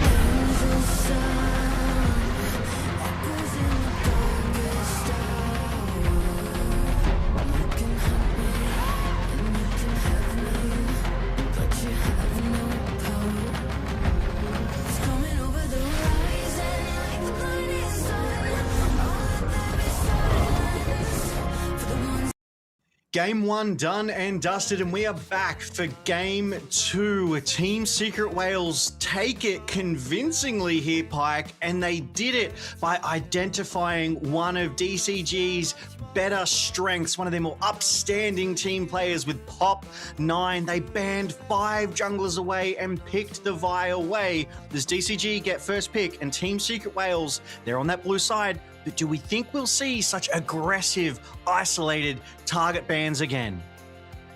Yeah, they're 100% going to start targeting Florin. It makes the most sense. They're going to get 10 top lane bans, just get those champions out of there, really force him onto the back foot. They see him on something really off meta. But you know what? You're right. I think let's talk about these junglers for a second, because yes, we saw all those bans coming out. Clearly, Secret Whales know that Pop9 is maybe the secret source of this team. So they had to give it such priority in this ban phase to isolate and give themselves a stronger lane. We know the Vi-Ari matchup was always such a strong pick, such a strong duo in the mid jungle. So it's sort of forced a rough hand for the Relove DCG. So you know what? I love this creativity that's coming out. You don't see that every day. And this is the different secret tactics out of Secret Whales. They like to throw things left, right, and center and see what works. And they just try something and they made it fantastic. But in saying that, Logan, Relove DCG showed one hell of a fight, and they are still here to win it. It's only been one game, and they showed so much life in that first one too. So I do not count them out just yet. Oh, not by a long shot. I mean, our predictions were both 3-2 Team Secret Whales. I absolutely expect Relove DCG to rebound and put up some strong fights in the face of Team Secret Whales that they may not be able to slow down or prevent. But I would like to just, for 1 second, imagine that Team Secret Whales' real name is Team Killer Whales, because it is a killer instinct to commit to banning 5 junglers away. I can't recall a game that I've seen recent history where they have so targeted one role that heavily, and I wonder if they're going to do it again, whether it's in the jungle or whether it's in that top side, because we did see Florin last night. Florin was in fantastic form. He kept Kiaya quiet. He was able to overwhelm and win that lane and create those advantages that DCG were then able to play around. Even in that game 1 on that Scion, more often than not, he was in the right places at the right times. He was even making plays happen. But by that stage, Team Secret Whales just hard wallet diffed them. So I have to imagine that Relove DCG, they want to put priority onto Florin, right? Or maybe they go on Pop9 to give him a good game, but the draft will tell the tale. Draft will tell the tale, and you know what? We're natural-born storytellers, and that's what we're here to see tonight, is the story of these two teams showing up to take Split 2 and solidify their position as the best team in the LCP. Oh, this is a good sign. Okay, Secret Whales, they got Split 1. Will they get Split 2? Are they doing a rerun of CFO year 1 of the LCP? You know what? I kind of believe it. I mean, with the form that they're in, with the consistency, because they were also fantastic in 2025. They obviously were just overshadowed a bit by CFO. I have to believe that they are strong enough, that they are good enough to win Split 2, because as a reminder to the viewers at home, 2 months ago we started this journey, and 97 games later we find ourselves here in this grand final. Now 98 games, we've seen perfect games, we've seen 1v5 carries from, you know, Drakthar on that Shyvana of Garm, and we've seen Team Secret Whales consistently performing at exceptionally high levels here in the LCP. They were our first team to lock in for MSIs. They were our first team to lock in for this grand final. And look at those bans. They're pretty familiar. Yeah, get rid of that Nocturne, get rid of the Varus, get rid of the Akali. The Akali ban tells me that there could be an Orianna pickup here for DCG. It's the natural counter, but Annie now being banned out too tells me they're starting to change up the bans a bit. It's not going to be all 5 bans to the jungle. You can't keep doing that to Pop9. It just becomes a cyberbullying at that point. Yeah, it is good to see them break from that mold, break from that trend, because they got Pop9 down and out in that game 1 and they won through that jungle, but they showed their hand. They showed the strategy that they were going to do. So now Team Secret Whales, they're changing it up. They've banned the mid lane, so Hongshu does not have access to that Annie, and that could change things up for DCG, right? They might have been expecting all one role bans, and Relove and Team Secret Whales have just gone, you know what? No, we're going to go back to a normal ban phase, right? They get that super high priority Karma. banned away as well. They're not letting Xiaoxi get that, but I have to imagine Xiaoxi's okay with that because Xiaoxi loves his engaged supports, and I'm surprised if they don't lock in Cassiopeia here, to be honest. Look, Orianna's still a really good pick. You can still play Ori into the Cass as well. So I think it comes down to what do they want to do? What do they want to prioritize? And yeah, you're right. There's the Cass instantly locked in. They were hovering over the Ori, but now I would suspect it could be picked up as the sort of the counter. Yasuo? Please, please, that is the coolest pick ever. You have to play that. Give it to Pun. Let's get a Yone in the mid lane. Yasuo top, that could be awesome as, but okay, you know what? Stifle my dreams. That's fine too. One champion we haven't talked about, Rumble Cassante matchup is still absolutely viable here. Like it can still be picked up nice and early. Rumble's being hovered. There's the J4 as well for Histo, and I love this pick. It's one of his favorites, and he plays so well on it. Yeah, and J4 here in, oh, there's the Rumble that you were calling, but J4 here in the knockout stages has been picked up 7 times and has about a 50% win rate, sorry, 66% win rate, so wins more often than not, but by not banning all these junglers, it leaves Lee Sin up for pop 9. This is an aggressive move here, and I love it. Relove DCG will not be deterred. That Cass in the mid, that Lee in the jungle, that creates a fearsome combination around that mid lane that must be respected from the moment the game starts. I love the Akshan hover as well. Like, that's not too bad. Look, I think the Orianna is a really good pickup here too. You could lock in the Anivia as well, and I love this too. Saving the Orianna probably for a later game where you have a strong ball delivery system too, but J4 would have been a fantastic pick with it as well, but I think the Anivia is all about this strong front to back. You get the great engage with the Cataclysm for Histo, then you just throw down a Snowstorm, and it's going to be so hard to deal with. So I like this Anivia, really good prioritization. It's just the bot sides now that need to be confirmed here, Logan, and there's quite a lot telling. Ashe Seraphine still available. Lol jokes, it's not. Ashe just banned out. You still got Zeri Yumi. The Lucian's already been taken off as well. Xayah Rakan is an absolute possibility too. Like, there is a lot on the board for these bot sides that can still be played. Yeah, you were saying the Ashe Seraphine, but that Zeri Yumi is also still up and an absolute menace. But we take a look at all those bot laners. We've seen, oh, as I was about to say it, Jhin has been played almost every game here as well, and it does get banned away. They don't want that long-range sort of curtain call plonking away from the backlines because Team Secret Wales have a very aggressive kind of all-in style front line drafted for themselves here, whilst the range champs able to sort of stick to the back and stay relatively safe. But we've still got that Kai'Sa still up. Yeah, Varus was banned. We've still got Siva. We've still got Zeri, and a lot of supports able to work with them. Rel still available. We've seen Xiaoxi pilot Rel to fantastic execution as well. Yanara Lulu, Logan. Yanara Lulu. Like, that is the next big one. Like, you give this Yanara to anyone. Now there's the Poppy ban. So I love that they're sort of stopping a lot from the all flag and drag coming in from the J4. So now that it's gone, like, they can't really have too much defense. Like, they need some more frontline. Maybe you look for an Alistair here as well. A little bit more tankiness too. But imagine, let me paint you a word picture here, Logan. What if we got a Renata in there? As you see the full side of Secret Wales just trying to come in on you, throw out a hostile takeover. There's nothing you can do, and if they lock in the Yanara, the hostile ticket gets even more priority because Yanara's just going to be hitting the team instead. Yeah, if Renata is picked up for Team Secret Wales, that will prevent the kind of Lee Sin engage, but if Renata is picked up for the DCG, it really buffers and slows a lot of that dive, that backline engage that Team Secret Wales has drafted for themselves, and that 2-item power spike for Yanara will end up mincing Team Secret Wales rather than DCG. But we're moments away, and we've picked up that Corki for Fang in that bot side. Now, Corki, a bit of a lower priority champion here, and Nautilus not being banned away, that makes sense for Xiaoxi.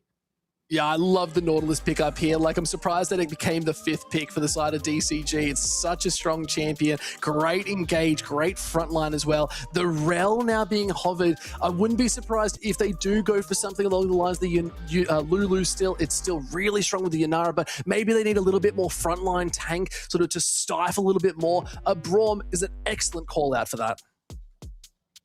Braum loves to disengage your engage. Braum loves to get between you and your skill shots. And if you're not landing your skill shots onto your targets, you're not winning these fights. But Real Love DCG's draft is quite fearsome, Pike. And I'm looking at it and Team Secret Whales, they've got more range. They need to get those bodies in front of Anivia and Yunara. They need to let them sit in the back lines and deal that damage. But you're looking at a Lee Sin, you're looking at a Corki that can Valkyrie over the top. Cassante can all out through terrain into the back line. And let's not forget Nautilus, that anchor, the dredge line as well, just does so much work to kind of disrupt the game plans and deliver a lot of CC, deliver a bit of frontline.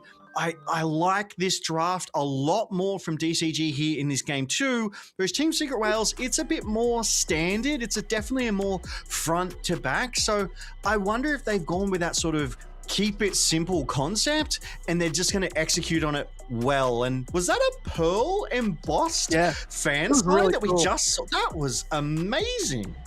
Yeah, I was going to be like, oh, that's really sick. They've gone diving for some pearls. They obviously found the whales out there in the bay and said, you got it, lads. And you know what? If you can talk underwater, that would be pretty cool too. No scuba diving here, just straight whale talk. We can pull out some Finding Nemo later on, but we're on the Rift now, Logan, ready and rearing to go. It really comes down to, can Secret Whales push through once again, or is it going to be Relove DCG really putting the hurt in? And it's a rinse and repeat of game one. D-Ray, you be careful now.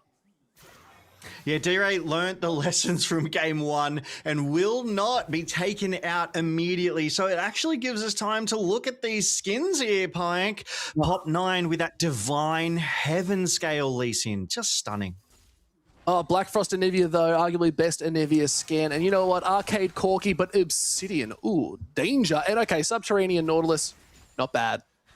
Not bad at all. Yeah, Carrix is definitely an advocate, a fan for that Subterranean Nautilus. As a sort of Nautilus main, I have to disagree. I really do love that Crystallis Dominus skin for that Nautilus, as well as the Petrosite one, as we do see Xiaoxi on this Nautilus just walk into the face of Team Secret Whales, but they're trading back. Summoner's burned here, some heals popped, but ultimately, it's just a vie for priority, as Histo is spotted out here, trying to contest for this red buff, and Pop 9 will get it and away.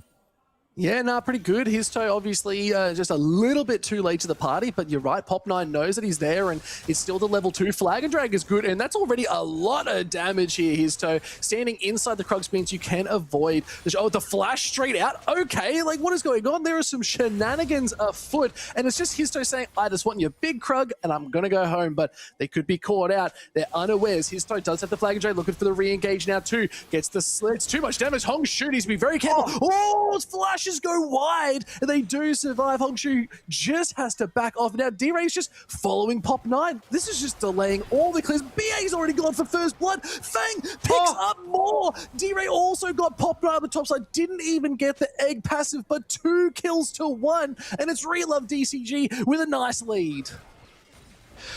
Getting the first blood and 2 kills onto Fang, that has to feel fantastic. That extra injection of gold from that first blood bounty is so nice. That will give that bot lane, that AD support duo, some extra oomph, some extra early game advantage, which will keep them safe, which will position them well for the next 10-15 minutes as we do go to this replay to see how it all plays out. And Xiaoxi blind hooks into the brush, catching BA, forcing Team Secret Whales into a fight that they did not want. Eddie just getting chipped away by Fang. The Xiaoxi flash forward. Oh my goodness. And barrier 2. That was DCG's fight from the start.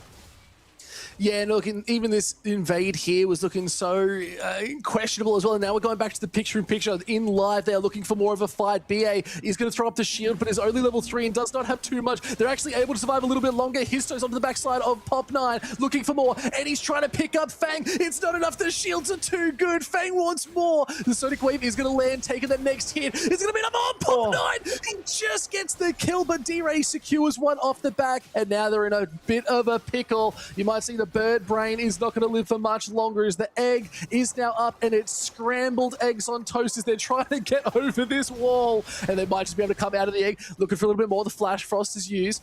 D-Ray's just on the run. I've never seen a bird fly so fast to get away from a snake, a little man in a big cyclone tornado machine, and a subterranean. But look, they're looking for more. D-Ray, how long are you going to live for? You're stalling. If you survive, you are absolutely a madman. Pop9 needs to hit one resonating strike. Flash Frost is good. Oh, he lands it, and Hongshu picks up the kill. The longest kill in LCP history, Pike. D-Ray ran 3+ members of DCG around the map for as long as he could, but it was still not enough. Fang, 4-0 in 4 minutes. 5 kills over to DCG. We're at 7 kills in 4 minutes. That's nearly 2 kills a minute. This is the LCP. This is the bloodbath that we know and love. But it's now up to these teams to convert this. Will DCG keep applying this pressure? Will they start to snowball this 2.2k gold lead that they've earned for themselves? Or will Team Secret Wales stymie the flow of blood? Will they slow it down? Will they be able to respond? But Pike, right here, right now, it feels like Team Secret Wales are struggling.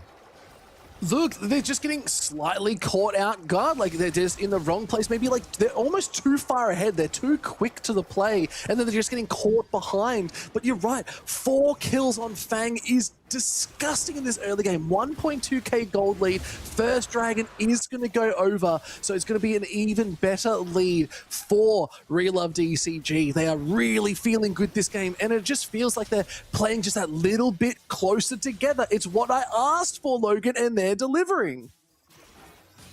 Yes, we do go back to a semi-normal state of play. Florin and Pun just up on that top lane, doing what top laners do, just, isolated, maintaining their wave state. But we do see that we do see the vision control has been placed through that river, right? A lot of Relove DCG vision. They've got both the Scuttle Crabs. They see what's happening through the bot, through that topside river, which means his toe will not be able to sort of get those plays, make those ganks as Hongshu racing forward here on that Cassiopeia. Oh, and it's a lot of damage. Histo not really looking to hit that flag and drag, just wanting to get the drag without the actual movement itself. But still, the drag is going to be a little bit much. The Dragon Strike not going to land or do as much as they're hoping for. But look at this. They're looking for more fights. Eddie is low. Picked up again. Fang is so strong right now. And the TP's now coming in. It's actually BA that TP'd in. But now Wall goes up. Throws it. Oh, it lands. Pop9's making moves in the mid lane. Very comfortable kill there. They get out now. BA, what are you doing? You're walking up again into a 5-0 Corki. He did use that spellbook to TP. That TP started when Eddie was alive, but oh my goodness, Pike, this is an absolute disaster for Team Secret Wales. Yeah, they've been practicing from playing from behind, but what do they do when they are actually this far behind? 9 kills, 7 minutes, 2.5k gold lead to DCG. Grubs in 30 seconds, and we see it here again. Eddie on his own, and Relove DCG, they get the fantastic flank angle, the flash forward, the hook, the CC. Xiaoxi does tank it beautifully, allowing Feng to get maximum damage. That is a 5-0 KD bot laner for DCG. That's a Phage, that's a Sheen, that's nearly a Trinity Force at 7 minutes, Pike. That might be one of the fastest Triforces I'll have at least seen in the LCP. So that is an absolutely astonishing effort out of Fang, who is feeling so good. And it comes down to just playing a strong champion, because we know Corki is one of those main champions that can sit comfortably solo in a lane. But they don't need to, with the fact that Xiaoxi's living there with him and just enabling this Corki with all the damage. And now a fight going all out as they go for a little bit more. Florin didn't get it straight over the wall, and a flash from Pun keeps them from being taken out too much. Pop9 also there picking up the Void Grubs. 3 confirmed for DCG. Yep, 3 grubs again. They got it in game 1. They got it here in game 2, but Hongsu is just absolutely getting the better of D-Ray on this Anivia here. He kind of looks out of sorts, because this Anivia, it doesn't feel like it's a very play-making mid laner, right? It feels like it's dependent on having that kind of front line. And I say that here in the context of this game. It may not generally be true, but another fight breaking out. Looking for more. Pop9 gets a nice Dragon's Rage. It's going to land more. Petrifying Gaze. There's the Cataclysm on top, but it is all Secret Whales trying to hold on. Fang does so much damage. Now it is here. Pun looking for more as they're trying to get the flashes out. Fang is still holding the line, and Pop9 waiting inside the little pit, but going for a little bit more. He's trying to get the damage off. Pop9 can't do it. Fang picks up another kill. How do you take out this Corki? It's a double going over, and they are able to lock it down. The egg has been used. BA, not long for the world. The big shield man cannot hold on. No moustache can save you now, and it is a double kill for Pop9. It is Relove DCG absolutely dominating. Team Secret Whales brought Pun down, Florin stayed in the top lane, and DCG still won the fight. They didn't even need Cassante. This is disaster for Team Secret Whales, and it all started here. It was this scuffle around Vision. BA walking up to Xiaoxi. He knew D-Ray and Eddie were there, but look at Pop9's angle. From the Dragon Pit, he gets access onto that Yanara, who also gets Petrifying Gazed. Eddie unable to do much damage at all, and Feng and Pop9 just get that fantastic flanking angle, able to deliver so much damage and surprise Team Secret Whales. Pun's late TP, late arrival, breathes new life into Team Secret Whales, and they thought maybe we've got something here, but Feng is so accelerated right now that he dives back into the face of 3 members of Team Secret Whales, Pike, and poor D-Ray. Pop9 now at 3 kills. This accelerated Lee Sin tearing up the rift. This is why you ban Pop9's champ pool. Maybe Team Secret Whales should have put all 5 bans back into him, because, oh boy, Pop9's back with a vengeance. It's not even just Pop9, it's gonna be the Fang show. Like, Fang is popping off so much. 8-1-2, they've got a 2.2k gold lead solo, and it is a 3.k gold lead for Relove DCG in total. They're looking at their second dragon in the game. They have 100% objective control, and it is off the back of some of the most aggressive movements and plays from a team we've seen in the LTP. As a Petrifying Gaze lands, and this bird is just being poisoned down and melted ever so rightly, but Hongsu not able to secure the kill, and they're trying to work this map so much faster because they need to stay accelerated. Yeah, that was a fantastic wall there as well from D-Ray, and he was able to dodge that sonic wave, but Florin going for Pun. Is here, Equalizer's going down, but Pun is very low indeed, and Histo has to run away. We saw a Glacial Fissure coming out too, so support and the mid laner of Hongsu coming up for a party, but unfortunately it was just Pun sadly taken out. Ooh, Pop9 though, still just trying to chip at his toe, prevent that recall, slow that tempo. 18 kills, 12 minutes, 1.5 kills a minute, 3.7k gold in the favor of Relove DCG. They've completed role quest angle on Hongsu. Gonna be enough. Hongsu's all alone, isolated, exhaust is good, and Eddie back on the board, 2-4, but now there's a lot going on in the mid lane, and Fang just does not care. Xiaoxi, taken incredibly low, but is happy to tank that tower for the AD carry.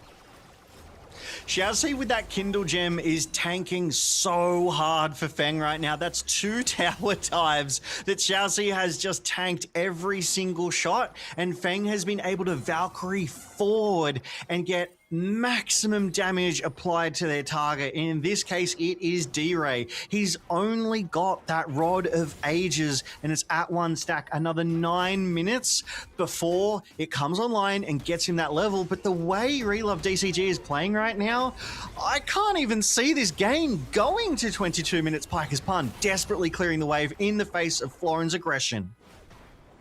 Logan, it is 13 minutes in, and it's a 5k gold lead. First tower already secured in mid for DCG. Like, I haven't seen a team so accelerated in months. It's actually insane. And in the grand finals, no less here, Logan. This is a whole different team that we're seeing on the Rift. And you're right, it is Fang and Pop9 being the star call-outs. Pop9 now finishing up that quest, being able to get a little bit more gold in the pocket, a bit more movement. Look at the quest on the side difference. Secret Wars have 1 to 4 on DCG. They are so fast in this game. And if they slow down ever so slightly, it'll give a little bit more of an edge to Eddie, who's going to be able to do a little bit more as the game goes on, because once they get 3-4 items, Yanaras are pretty hard to deal with. Yeah, Pop9 has completed that Eclipse as well and is halfway towards his next item, whereas Histo's only just completed his Sundered Sky. So that gold advantage is turning into an item advantage, is turning into damage and survivability. These fights will start to get away from Team Secret Whales if they're not more careful here.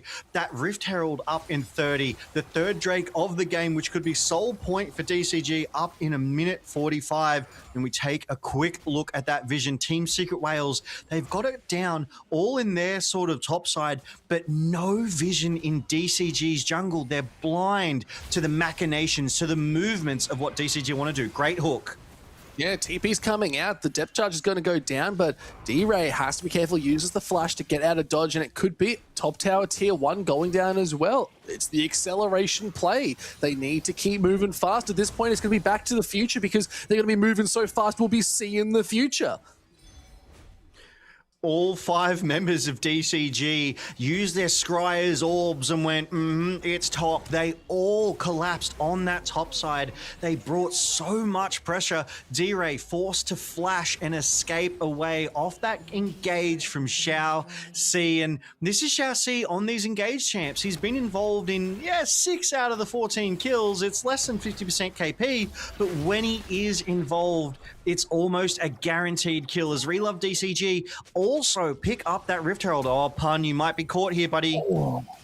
Good flash, gets them out of dodge, but burning a flash at this point when you know the next big fight is 30 seconds time. Mountain Drag is coming up. Sole potential point for DCG when they're sitting at a 5.5k gold lead, Logan. It really is how much can Secret Whales score. It's a scorer's game right here. Yeah, I mean, D-Ray, the only one who's not down in gold on his counterpart in that mid lane, and that gold graph tells the tale. 6.2k to DCG. So Team Secret Whales, they've brought it back by 500 gold, which is less than 10% right now as it stands. But that third Drake is on the Rift. There's no vision around it just yet.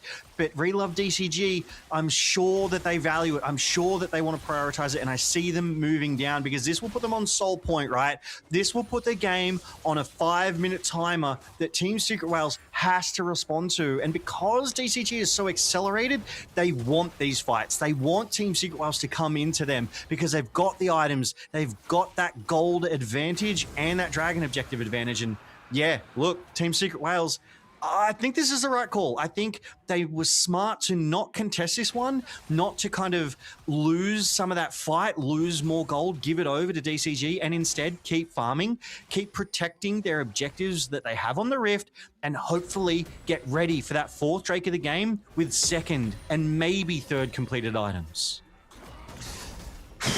It's a tall order, Logan. That's all I'll say. And you know what? The waiter is waiting off in the wings. You can see Secret Whales. They're trying to posture, saying, "We'll take the check as soon as possible," because they need to close out something. But it's also Relove DCG. They need to be even more quick on these plays if they can get a pick here. They still have the Rift Herald ready to go. The charge is up. Now they're looking for a bit more proactivity. Glacial Fissure and the Cataclysm used for Xiaoxi's flash. And you know what? Not the best trade for Secret Whales, but now they're looking at Fang. could be looking for a little bit more, but instead, like, you can see Secret Whales are trying to be proactive in these fights, but it is DCG so far ahead, they don't have to fight if they don't want to. They know where they need to put their gold, and it's just around objectives. Yeah, and most of their gold is in Feng as it stands. He has a 3k gold lead over Eddie, a full level, a full completed item as well. Sorry, nearly another completed item, as Eddie has picked up that Kraken Slayer and that belt as well, which is so important. When that Yunara pops that ultimate, the next 4 autos are guaranteed to crit. But these items, they're starting to spiral out of control, I feel, for DCG, right? That 6k gold lead spells full-blown items. Great hook from Chassis there, not to get trapped behind that D-Ray wall. They're on the retreat. They don't want to get caught as Florin. Ooh, I thought he might have found Pun there, but Pun sidesteps it nicely, Pike, and we just take a look at the Rift, right? There's vision, but it's all Team Secret Whales in their own jungle. There's a little bit in DCG's bot side, but it's not in those positions where you can see the junglers crossing that river. So DCG still has fantastic access to Team Secret Whales, and they need to be careful, because if DCG invades and they're not seen on that vision, they could get a pick onto his toe and win that all-important 4th Drake in 2.5 minutes, or that Baron, which is up in 30 seconds. Look, if I'm DCG in this situation, I'm looking at that dragon. Like, Baron would be nice, don't get me wrong, but a Mountain Soul on a Nautilus and a Cassante, yeah, you're never killing them. They will live every time. Like, there is nothing you can do. No amount of armor penetration is going to kill this Cassante. So, you know what? That's where I'd have to be thinking we're going to see a lot of that priority from DCG, because the Baron, regardless, up in 10 seconds, it's always going to be available. It's going to be there. One good team fight means they can choose. They have their pick of the litter. As now they're starting to siege up. Like, this is just what DCG can do. The 6k gold lead now is accelerated further. And again, the Rift Herald's now used. Going to get that charge. It breaks the tier 2. Now they're looking for a fight. The Glacial Fish is used. Looking for another walk as the charge. There's TP from Florin. Looking for more. Here's Joe's low. Equalizer gets dropped onto a lot of members. Cataclysm down. It's just not enough damage. They're all so healthy, Logan. You just can't do anything. Now they could start to look up towards Baron, because they just used half their ultimates and flashes and they got no one. Yeah, I mean, Florin TPing in there, getting that massive TP shield as well for that completed top lane role quest. He just tanked everything, that Zeke's, that magic resistance, and oh, they decide to call off the Baron. They dragged Team Secret Whales over. They saw D-Ray coming and thought, you know what? We don't need to fight this now. We are so far ahead that we can just back away and fight our own fights. But it's kind of slowed down here too, Pike. We're in the 20th minute and it's at 20 kills. It's, woe is me. It's slowed down to 1 kill a minute here, Pike. Where is the LCP I know and love? Oh, they're still living and breathing, Logan. Don't you worry. It's going to be about 5 more kills, and I'm going to say the next minute, actually. You know what? Maybe not less than that. In the next, like, 47 seconds. I'm going to give them that. As soon as that dragon spawns, there's going to be an all-out brawl, and we'll be right back on track. But still, they're getting that good vision around in the river, down towards this bot side. They don't need to worry, but this could be a case of maybe you look to flip. Maybe DCG go up to the Baron instead, and don't look for the soul point. They give over 1. They're in no hurry for this. But they still need to keep this movement and progression fast, as Eddie trying to get some damage. Here's Pop 9, but Histo has found them. Flag and Drag just missed, but no, Pop 9 wants more. Good kick. The Dragon's range is too much. Fang blows them up into oblivion. There's the Glacial Fissure going out. The Depth Charge 2 hits Eddie. It's not going to be enough, so all out onto Pun, trying to keep them at bay. And sorry, BA, you are just gone. The damage is too much. The hooks are too strong. DCG are unrelenting in game 2. They could be looking to close this one out right here, right now, and it's a completely different team that we saw from game 1. They are absolutely demolishing the whales, and it is 1800s all over again, because we are whale hunting this season, Logan, because now they're looking at the dragon. They have come from the deep. DCG brought their sharpened spears, and it is Pop9. It is Fang in the arsenal. They take the team fight, they take the inhibitor turret, and they will take this Mountain Drake to claim Mountain Soul for themselves. They have just officially become absolutely unkillable, and it was off the back of this beautiful flash Dragon's Rage kick from Pop9 on the Lee Sin, delivering his toe to the rest of DCG, who were able to execute him. Now, Eddie, he did his best. He tried to avoid DCG, but ooh. They're wanting something, Logan. They want the damage. It is DCG looking for more. The Cataclysm's not enough. Fang picked up Pun, and it's 4 members strong for Secret Wales, trying to hold on, but this is a force that cannot be reckoned with. Florin is after more. Fang's looking for the flank. Is it going to be enough as D-Ray's getting caught? Petrifying Gaze is good. Into the egg she goes. It's not going to be enough. Fang does the damage, has the moves. His toes running for their life, but there is nowhere safe on the Rift in this game. His toe flags away, but cannot survive much longer, as it is one whale versus a crossroads of destiny, and it is going to be a Baron heading over to DCG with 11k gold lead. This gold lead is bigger than what Team Secret Wales won their first game with. DCG applying the pressure across the Rift. They win the team fight convincingly. 4-0. They take the Baron at the 24th minute, and we see Florin. He was headed down to that bot side, but decides better of it now that he's buffed up. And we go to this replay. We see it again. That dredge line from Xiaoxi catches his toe, but they just take Pun out early. Fang and Pop9 pair up. They get themselves that 5v4 advantage, and then I like Fang's decision here. He goes down and around and comes over the wall. He pincer maneuvers the rest of Team Secret Wales, and they are left to the wolves. DCG collapse. His toe, lucky to get away with those flag and drags, able to avoid that dredge line, which certainly would have been his death. And we take a look at that damage. It is Fang, Fang, Fang. He's just got the protection. He's just got the front line. He's got the gold. He's got the items. 4 completed now. It's a full item over Eddie, despite being down just a little bit in that CS. He's up 13-1. Should not have hit. A disaster, but Xiaoxi is tanking up quite a lot. Is a bit too much as Eddie picks up another kill in return, but a little bit too much heat is still happening for the Secret Wales. The flag is canceled out. They get the GA. His turns to the back line. Cataclysm want to fake, but he's Valkyrie over the wall. It's too much damage. It's still a lot for the Wales to handle, but it is DCG holding on and pushing further forward. The Baron lead is still in effect. The Secret Wales need to retreat. They're just too low. That shot was massive.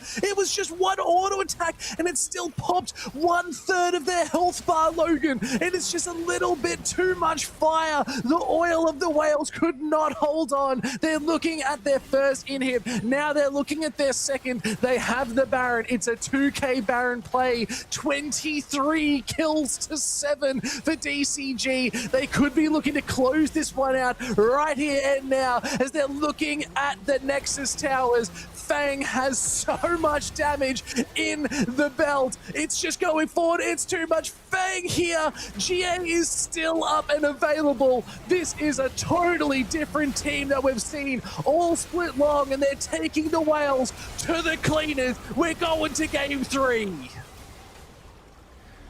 31 kills, 14.5k gold up. Relove DCG show they have what it takes to sink the Wales here in game 2. We absolutely have a series on our hands here tonight, Pike. That was fantastic, and that is what happens when you let Pop9 get one of his priority junglers. But it wasn't even just Pop9. It was the whole team. It was Fang and Xiaoxi on that bot lane that kicked it off. They got that first blood. They got that double kill. Then Pop9 went into that mid lane, and it was just DCG driving this one home from start to finish. Not a blip of blue.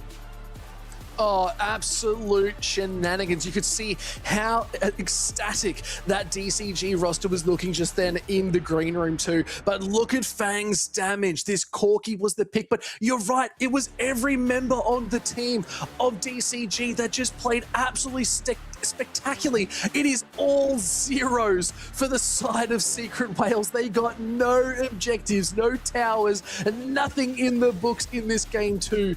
And you know what? Big props after game one where it was looking so close and Secret Wales just clutched it out. Relove DCG can never be disregarded again. That was a spectacular performance, and it all started with this double kill for Fang. Yeah, they're reminding us that they took Team Secret Wales to the 5th game just last weekend. It was a 5-game series, and this is why you have to respect Relove DCG. Feng on this Corki was an absolute menace. He did have the protection of that Nautilus, which is why you ban it away. That CC is so effective at shutting down your plans, but we also know that Relove DCG, they've done better than LCP Split 1 Grand Final already, and they have to be happy with that. There was a 3-0 clean sweep last split. It is not that already, so an improvement nonetheless. But this Relove DCG here and now in this game too, I have to believe that they will push Team Secret Wales to 5 Pike, because how do you answer that coordination? How do you answer that aggression? Look, you know what? I'm not an analyst. I'm just a guy that likes to yell into a microphone, and I don't know how you respond to that. That it was just an absolute masterclass from controlling a game from minute 0. It was spectacular to watch DCG in full control, no matter what state. And this fight here was the big one. Yeah, they should be cheering because it was such a good move. And then Pop9 getting this clean moves. Oh my lord, disgusting. As they say, oh Marone, as that was an amazing kick. And Eddie copping the CC there from Xiaoxi is doing his best to kite it out, but it goes back in for Florin, and Xiaoxi with the hook. I mean, Pike, any one of these Relove DCG players could have been the MVP for this particular game. Everyone was everywhere doing everything they needed to be. Hongxue, I mean, he had a great game, but his peers had even better games. What do you do when you're 9.9 out of 10 and the rest of your team is 10 out of 10? Like, you cheer, you celebrate, you go, we are in this, we can beat Team Secret Wales. So now it's up to Team Secret Wales to respond. What do? Do they go back to their game 1 mentality where they just banned Pop9 down and out of the game? Because I almost feel like this strategy, it was like, yeah, let's give DCG some of their champs. Let's let them win a game. And now that we've removed their better champs, let's hard target Pop9 one more time and drive it home here, Pike. Look, that's obviously a nice call, right? Like, if you want to go and ban all those champions from Pop9, that's great, but you still have every other player on DCG that you have to be worried about. They're all looking so fierce, and they're starting to take it to them. That first game, we talked about it, they were still very aggressive, they were making moves, they were fighting back, they just weren't coming up with the kills. But that second game, that was a totally different team. They were in complete control and they knew exactly what they needed to do. That's why they looked so good in that camera, in their green room, where they're just like, guys, Secret Wales, a bit of a laugh off because they just took over the game. Like, how quickly do we see a gold lead like that snowball in these series? Like, it just doesn't happen. This was one of the masterclass games that we look forward to seeing from these two teams when we start heading to MSI, because both these teams are going, but this is just to see who is the leader and the champion of the split, and both these teams want it bad. Yeah, and it's great practice too, right? We're speaking about the MSIs, we're speaking about those internationals, and we sent one team to first stand. That was Team Secret Wales. But this time around for MSI, we get to send 2. And we know it is already Team Secret Wales and it is already Relove DCG. But before we can send them to MSI, we need to send them to Game 3, which will be here right after this break, because here in the LCP, we're made for this.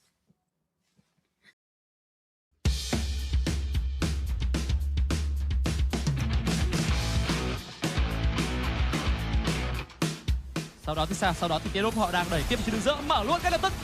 Nhưng mà Saucy gặp nguy hiểm, bảo đạn xả khá là đẹp. Bùn lao vào hút tung qua. Hay quá. Cơ hội quét sạch cho nó team TSW và 3 mạng có cho chúng ta. 也是只能慢慢走进来，先是一个球放出去，瑞儿被踹出去了，全部 CC 控制放在小 T 身上，玉铁之柱没骑出来，就在空中倒地。而 Pop 9这里选择钻出去，还2个顶2个，配上好运姐的 double， 差一点，而且没有前排的关系，但是野区的2被抓了，不对，嘉文被顶了起来 ，Pop 9交闪后面有一个华丽谢幕，这波野区打起来。 谁开大 ，Pistol 往后闪，这里有心有无双，但是冰鸟明明非常不错，轰左，让后面有一个往前输的机会。迪瑞这里只能交闪，轰左也想追，还能操作吗？比也想保住雷兹，这里先把冰鸟给推到墙上，后面有个致命伏笔定住对方的冰鸟，但是比也要被留住。DCG 野区的碰撞防守打了一波意外杀。 Đi sát vào tường xuống khu vực đường dưới để hỗ trợ cho SD. Những ý định băng trụ của Deep Road vẫn có. Bóng nay đi thẳng vào làm choáng, đánh đu lên câu thời gian, đáp xuống chạy về trụ. Bia sẽ hỗ trợ tốt cho đi trong pha này. Thậm chí chúng ta có cơ hội phản công khi Saucy đã khá là thất máu. Nhưng đi cũng bị bắn khá nhiều. Bóng nay mất công kích vũ bão. Dide đã vào vị trí, nhắm vào phía rừng của đối phương, có đầy đủ tầm nhìn, đang khép góc lại cứ đánh tay mà thôi. Bóng nay quyết định đổi góc, giật bắn cũng được kích hoạt vào chỗ của Dide. Và tạm thời Dide cũng phải tìm cách đúng bởi máu của ta không còn nhiều nữa, và phải tốc biến qua tường. Khi bên này SD vẫn đang bắn tốt, nhưng xác định tốc biến là chưa đủ, bắn không đủ rồi. Nội tại được kích hoạt sau lượt 90. Lần sau nếu như cái cánh nhận trúng kết hợp với lại 7 thì đó có thể là màn hạ gục, nhưng cánh nhận đã bị che, cho nên là Phân vẫn có khoảng trống tiến lên, nhưng người không bị áp lực nhiều lắm là Saucy nằm xuống, Fan cũng nằm luôn. Double kill cho Bia.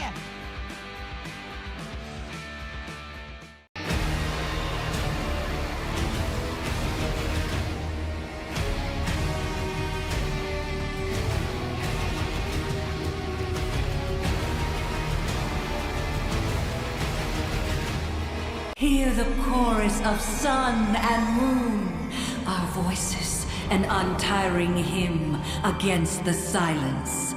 Do you feel it at last? Long have I circled this world, descending only when the watchers first stirred.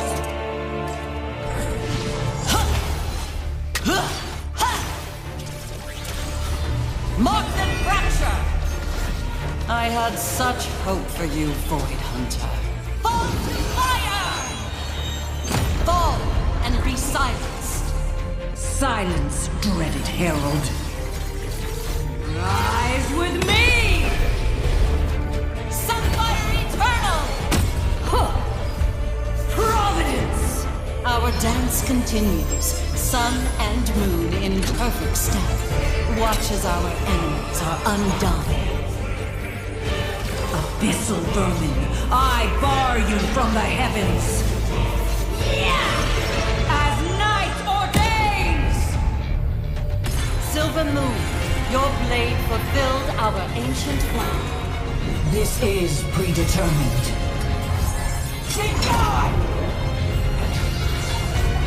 A lunar storm gathers. All in my path shall burn.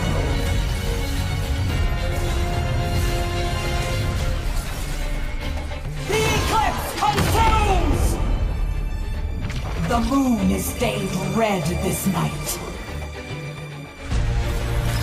Pierce! Ruin! Fall!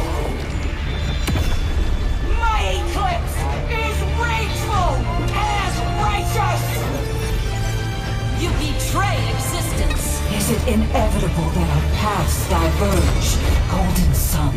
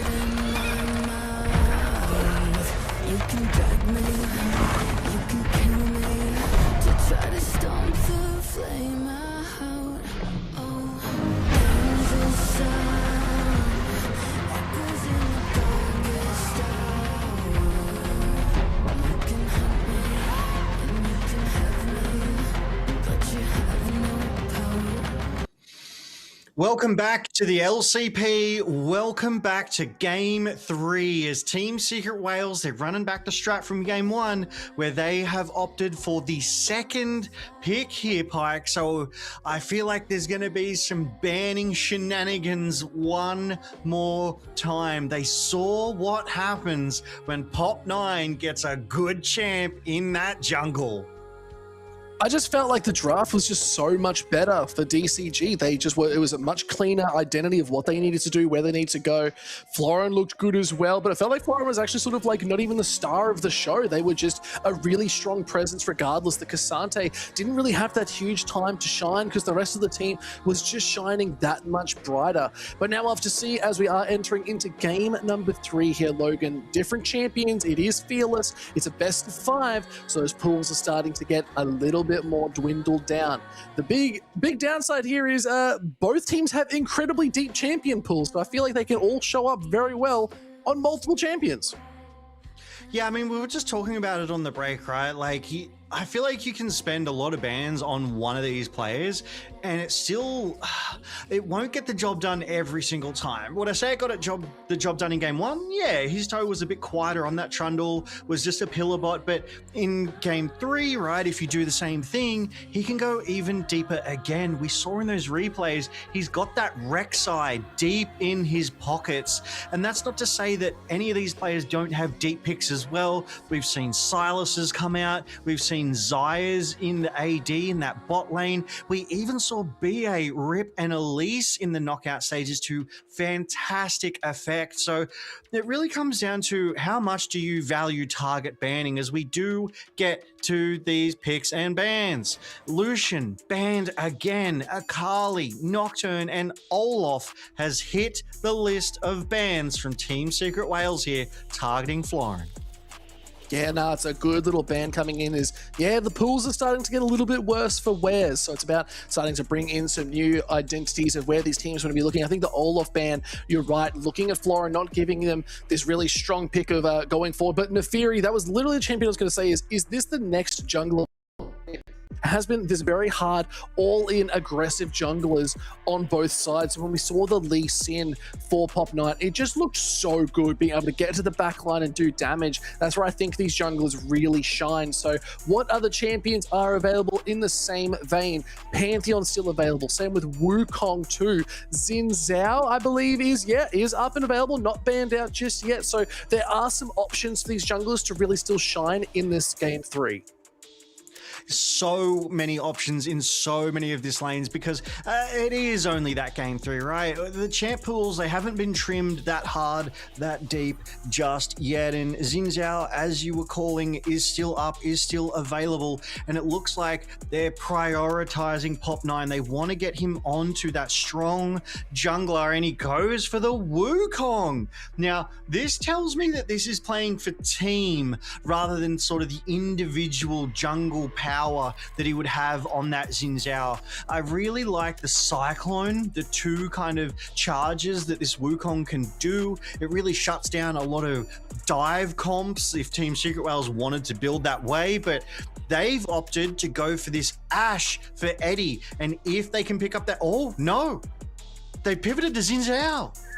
No, I like it. I think it's good to pick it up. You got the Orianna still. Like, that's the next big thing. Orianna works with both Wukong and Xin, so being able to lock it down here early, give Histo and D-Ray this really strong pairing that they can make really work in team fights makes a lot of sense. So I love this, but Victor being up is this big team fight negator where you just drop the Chaos Storm on their head and it just ensues with the chaos. Like, you have to deal with it. You need to sort of weather that storm out before you can really re-engage or go back in because it does shred pretty hard. So I like the Victor matchup here, and it goes well into the Orianna.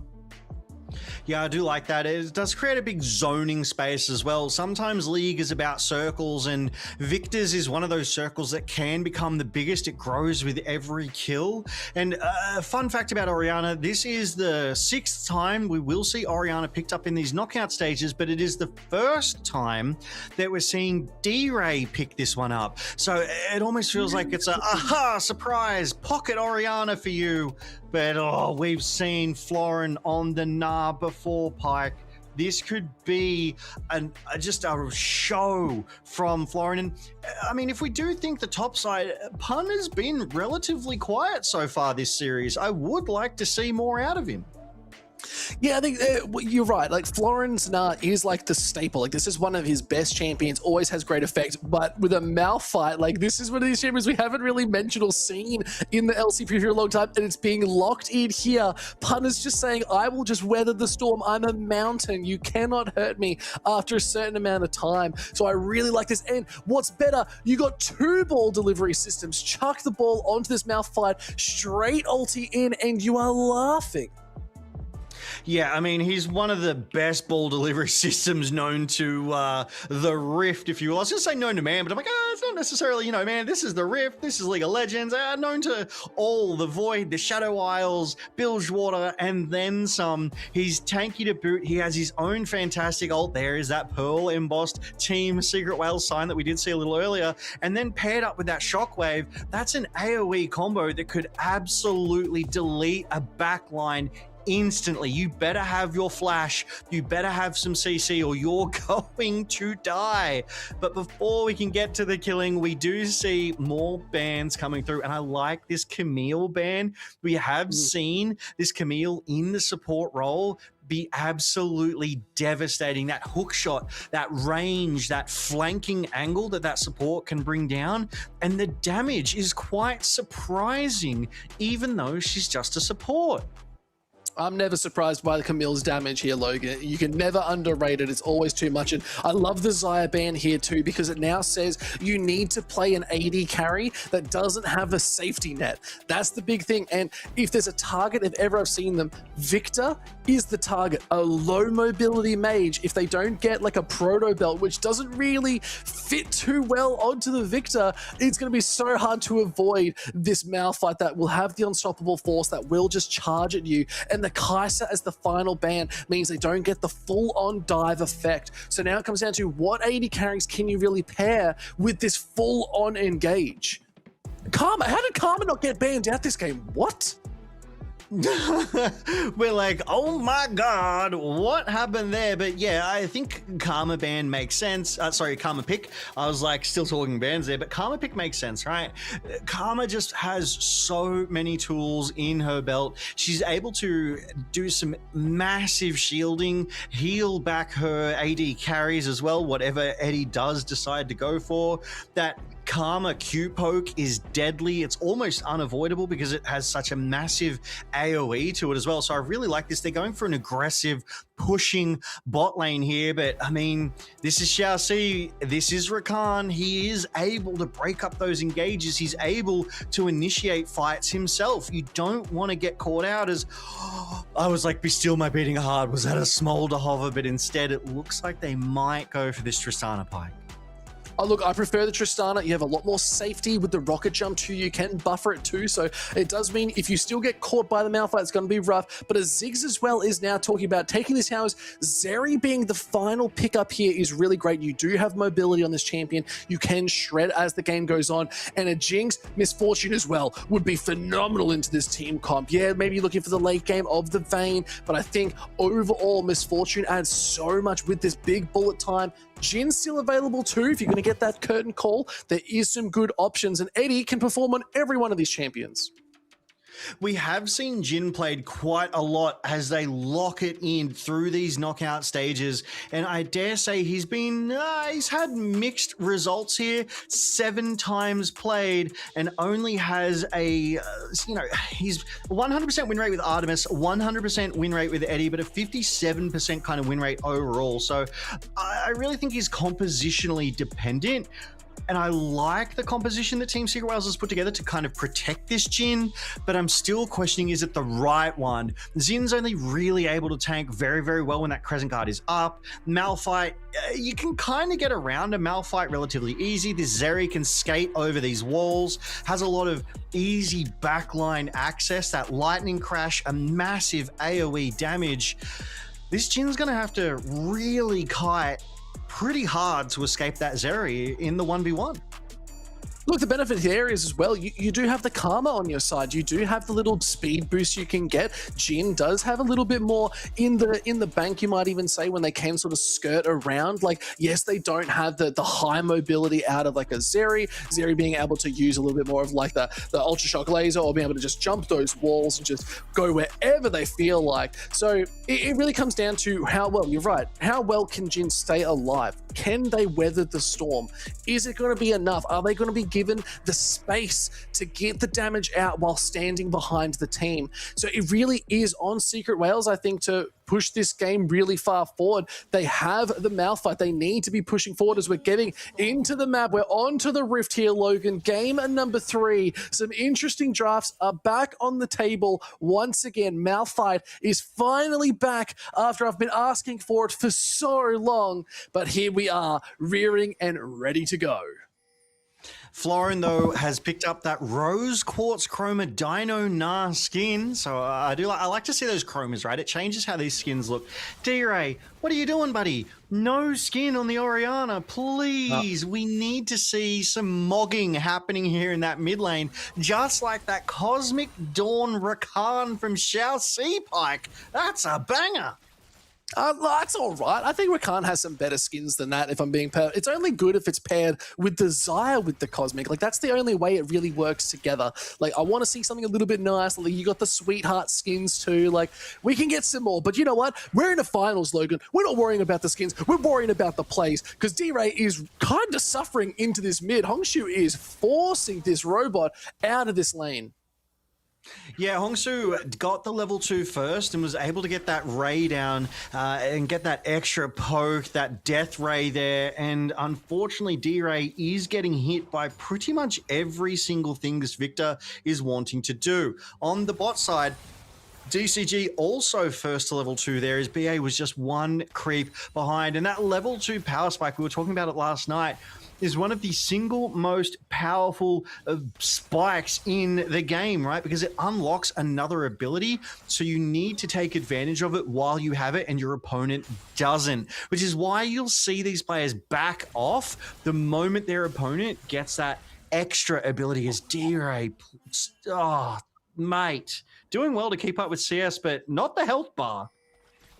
No, look, and that's fine. I think you're going to get an early reset here. Victor is going to be very aggressive early on, but this is the thing. Victor is one of these champions that will scale incredibly well. 3-item Victor is one of the scariest mid laners, where they do some of the most damage out of the mid lane champions. So there's a ticking time clock, not just for the Lady of Clockwork. It's for this Victor, who will come online, and Hongshu has proven already this series that they know how to play a game incredibly well. So I do fear for how much pressure D-Ray is starting to soak up, because when dragons start to stack and a little bit more goes on, is okay, Xiao C trying to hold them back, and a bit of poke coming out of Secret Whales bot lane. Yeah, they got the better of that little trade there on the bot side. Feng and Xiao C forced to kind of back away. But this Victor in the mid lane is trying to force Orianna to join the glorious evolution. And right now it's working. D-Ray cracking those healing potions the moment he starts to lose these trades, as is Hongshu. This is some very aggressive trading. But if we take a look at those junglers, his toe in his top side, Pop9 in his bot side, he's headed to that bot. I would have to imagine that it's to protect Fang and Xiao C, both of them below that 50% health bar mark. Maybe if a tower dive comes through, Pop9 will be in the area and be able to respond. The first Drake of the game up in a minute's time, so they'll be jockeying for lane priority soon enough, right? Because if you start the Drake early, if you start snowballing those jungle objectives, it can lead to quicker end games. D-Ray, though, has to be careful. Yeah, no, it's nice to see them shove it in, but it is still Fang that they are going to be happy to farm up underneath this tower and just look for these resets. You're right, Dragon is up in 40 seconds, so getting a reset now, they can cancel out the back. If BA can be a menace and force one, which they did, we did just see Xiao C get their back cancelled. So that is going to put a little bit of a rougher clock, as Scuttle Crabs have been confirmed. You can already see, we saw his toe hoping, but D-Ray is low, the flash goes forward, but Hongshu is being jumped on as well. No mana, no will to live as Histo picks up first blood in this mid lane. Now trying to hold on as Pop9 doing a good job, but Histo's got a bit of damage, flashing forward with a little bit more. Histo has no fear in the face of DCG, and it's flashes for flashes, and still it is Secret Wales with the gold lead. Yeah, giving that first blood over to Histo is massive. He secures that extra bounty there of a couple hundred gold too. And Histo very nearly 1v2s, getting the better of Pop9 in that skirmish. Neither of them having ultimates, neither of them able to close that one out as we do go to this replay. And I love this from Pop9. He clones in, so has that invisibility. Hongshu flashing forward aggressively. D-Ray respecting the potential kill threat from Pop9 flashes as well. So it's not all is lost for DCG, but here, Histo, that sustain coming out of that Xin Zhao, flashing forward with that beautifully timed knock-up, almost gets Pop9, and he has to back away. And if this is how the fights are going to go for the rest of the game, Pop9 needs to be careful. Histo on this Xin Zhao needs to be respected. This is one of his favorite picks. This is one of his better picks. He knows how to play this right on the edge as they've started up that first Drake of the game. It will be an Ocean Drake, but it is on Vision. DCG, they know this is happening. They're rotating Pyke. This could be a fight. Yeah, it looks like it. Pop9 might just want to go for the steal as, yeah, you're right, it is on Vision. Eddie is up here. They're quite low, but Histo's now looking for the traders. This is not stolen away. Histo able to secure with that smite. Has hit level 6. The Crescent Guard is good. Just keeping them at bay, but does get locked out. The Deadly Flourish is nice. Pulled back in. Histo picks up another kill. It's all too much as the curtain call comes out. It's an absolute shellacking as BA picks up the next kill there. 2 kills on the back of a free dragon, and Secret Wales are back in form in this game 3.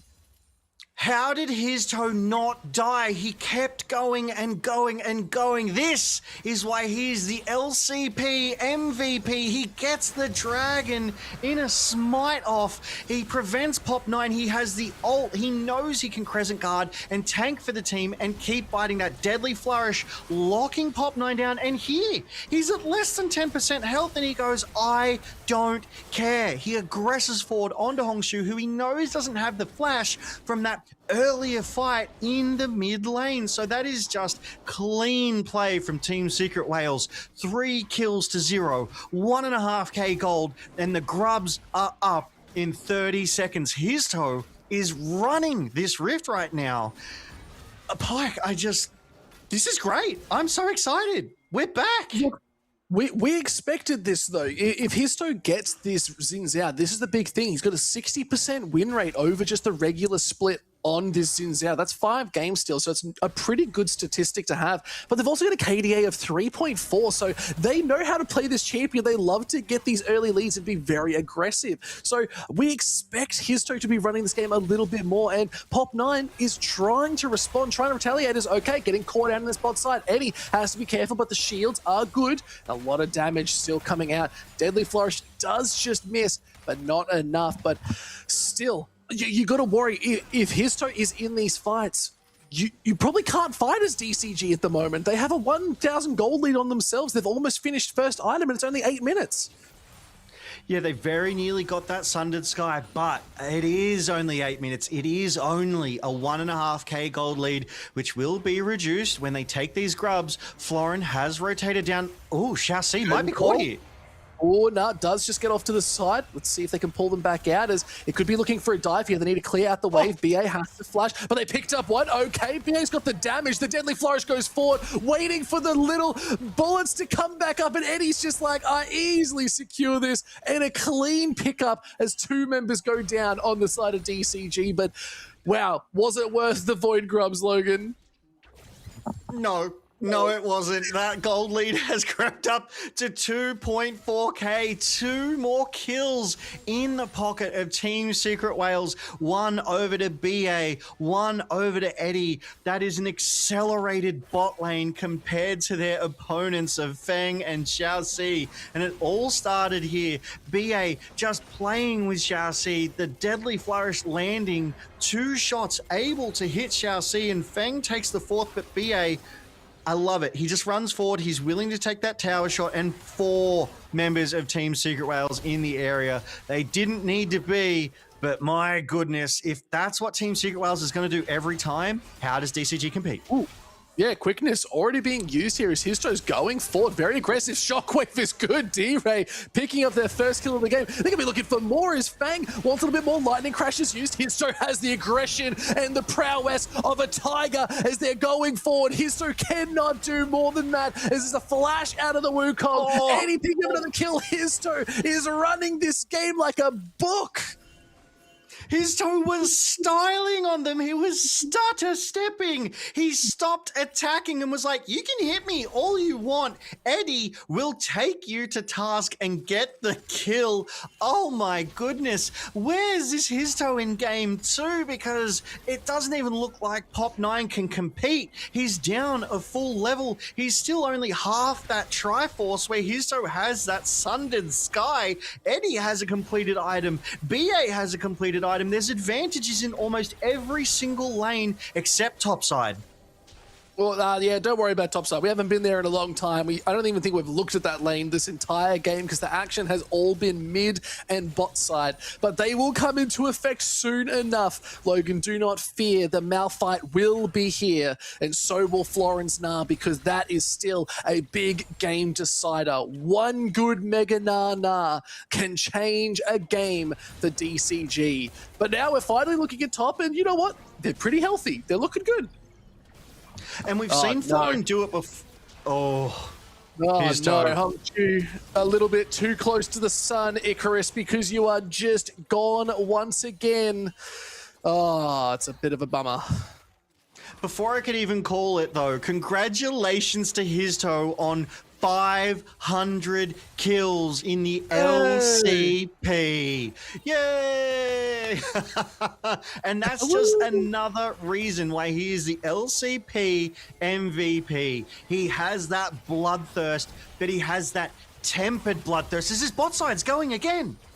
More and more, Eddie. Deadly Flourish actually hits there as the curtain does get called, and let's see if the show will start up. The lightning crash is good. One more shot will do it, but BA says that's fine with me as they jump over the wall. It's just too much, and they are still chasing. BA has no fear. Xiaoxi has to be so careful. One false step will be as the grand entrance just avoiding as much as possible, but wow, 9 kills to 0 for Secret Whales. They have 5k gold up at 12.5 minutes, Logan.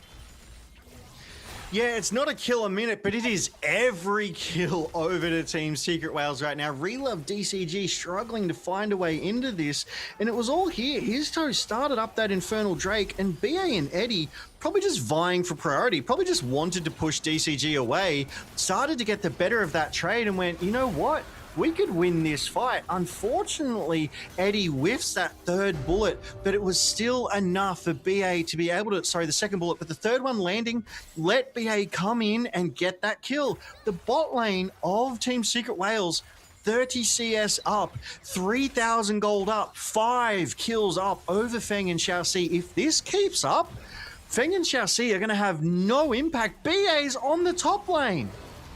Yeah, why not? Like, Florin, yeah, goes mega, but got taken to half health just for funsies by Eddie. This is just sheer domination. This is why we see these teams picking up the Jhin. With a Karma in tow, it is so hard to deal with. You have the safety of the shields, but you have the damage of the Jhin, and be able to sit so far back and just smacking them. There's not much you can do. Yes, DCG. Oh, it's a big fight as the Cyclone's being popped. Histo wants more damage. Pop9 has to be very careful. Xiaoxi jumping on through, but it's just not enough as BA just flashed over the wall. So did D-Ray. They want to go for Hongshu a little bit more as the damage is good. D-Ray locking it down. Histo is just the support carry of this team because they do not even want the kills at this point. They're so fed, they're happy to give it over to other members.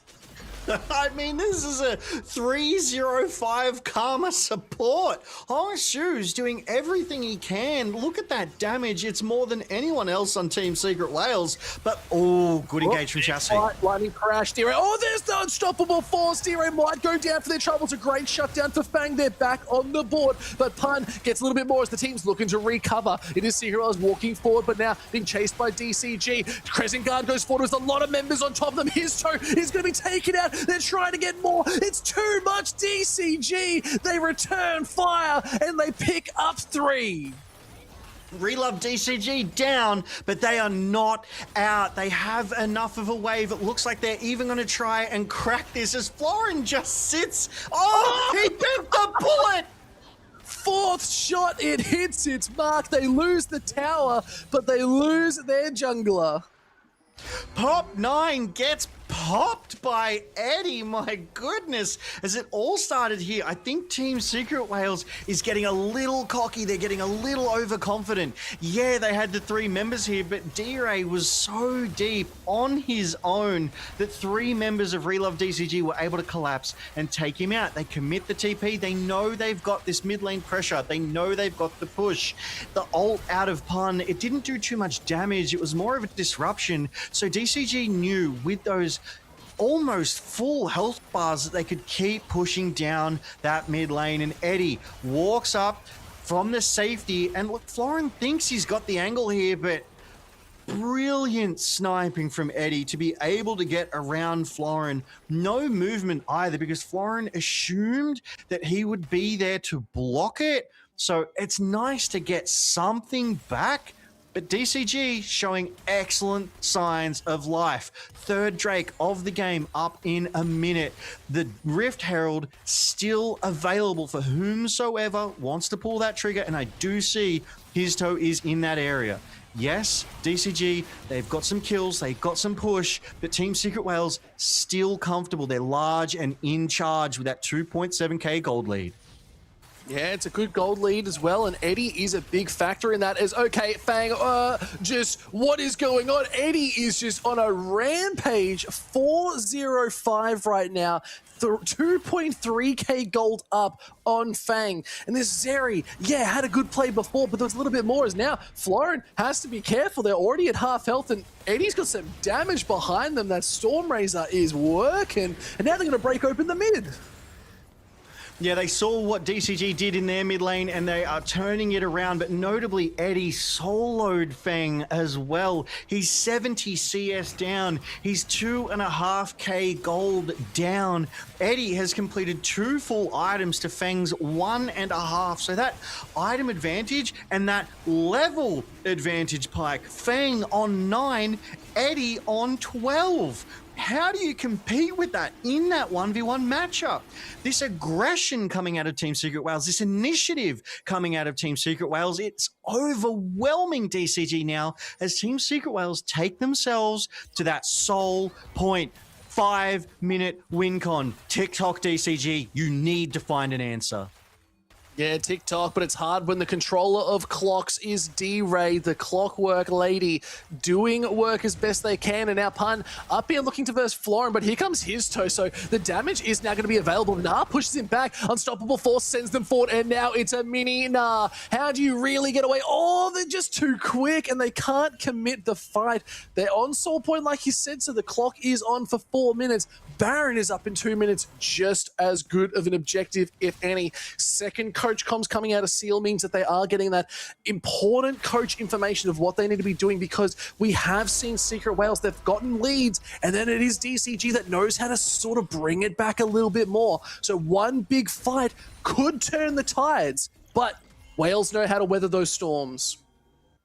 That's it. They've come from pressure environments deeper than these. They are built for moments like this. They are made for this here, Pikers. Fang just clearing this wave out. And Hongshu, he's the scaling monster that DCG can put their hopes in. If they're able to feed him some gold, if they're able to peel and tank for him, I do believe that Hongshu on this Victor could be what DCG need to get themselves back into this and take over that late game. But Team Secret Wales, I have to believe they're not going to let him, right? We saw it in game one. They targeted Feng time and time again, and I genuinely think they're going to do the same to Hongsu, and they're just not going to let him become the monster we all know Victor can be. And it's going to kick off in 3 minutes' time when Team Secret Wales will inevitably go for that soul. Pop 9, DCG, they're in the area.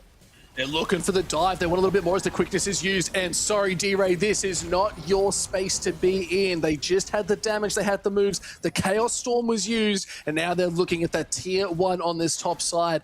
But it's just really, what can Secret Wales do to maintain this lead again? They weren't able to make a counterplay across the map. It was DCG being proactive, which is where they start to look really good. The problem is, though, Pike, they committed 3 ultimates for that. The support, the mid laner, the jungler, 3 ults for just D-Ray. And D-Ray didn't burn his flash. He still has his TP. So he is still as ever-present of a threat as he's going to be. He has those 2 items. He has that proto belt. He has that mobility. So I think he's just going to come back out on the Rift. And the timing feels a little awkward. There's really nothing on the Rift that they're going to contest for. They weren't going to go for that Baron as it is anyway, but Feng, he's looking for every possible opportunity he can to get gold. His toes found Chassis.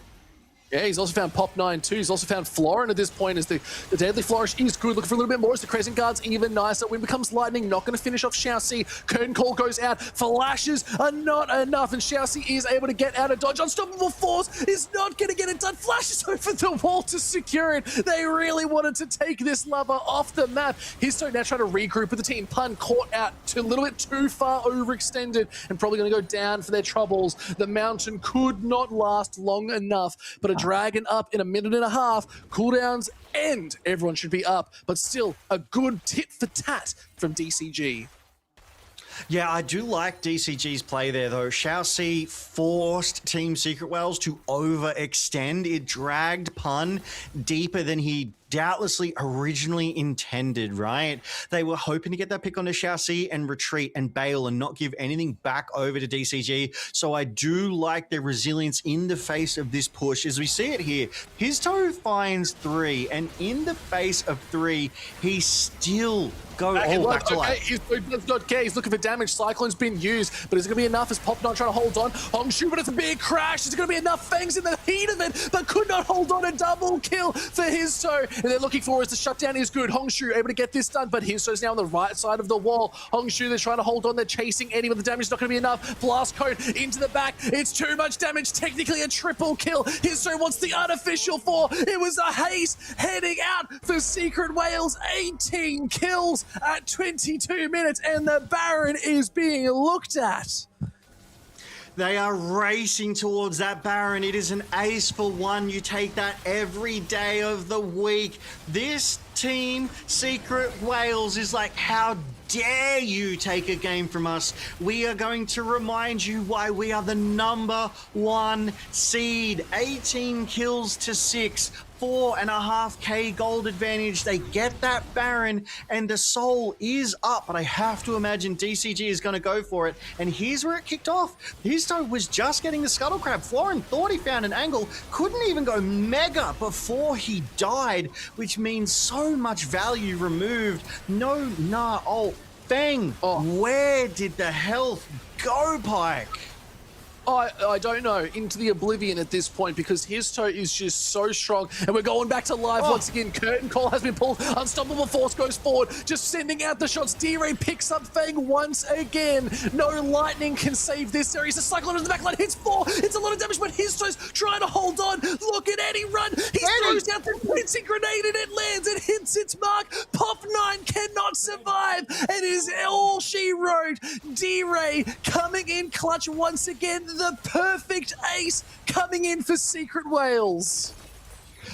I mean, Pop 9 found an amazing angle into the backline of Team Secret Wales. He was cycloning onto 3. We saw Xiaoxi, quickness, he charmed them. He let Pop 9 get maximum damage, and it still was not enough to kill Team Secret Wales. They take the fight, they take the Drake. They're going to get that soul on top of their Baron buff. DCG are up against the wall.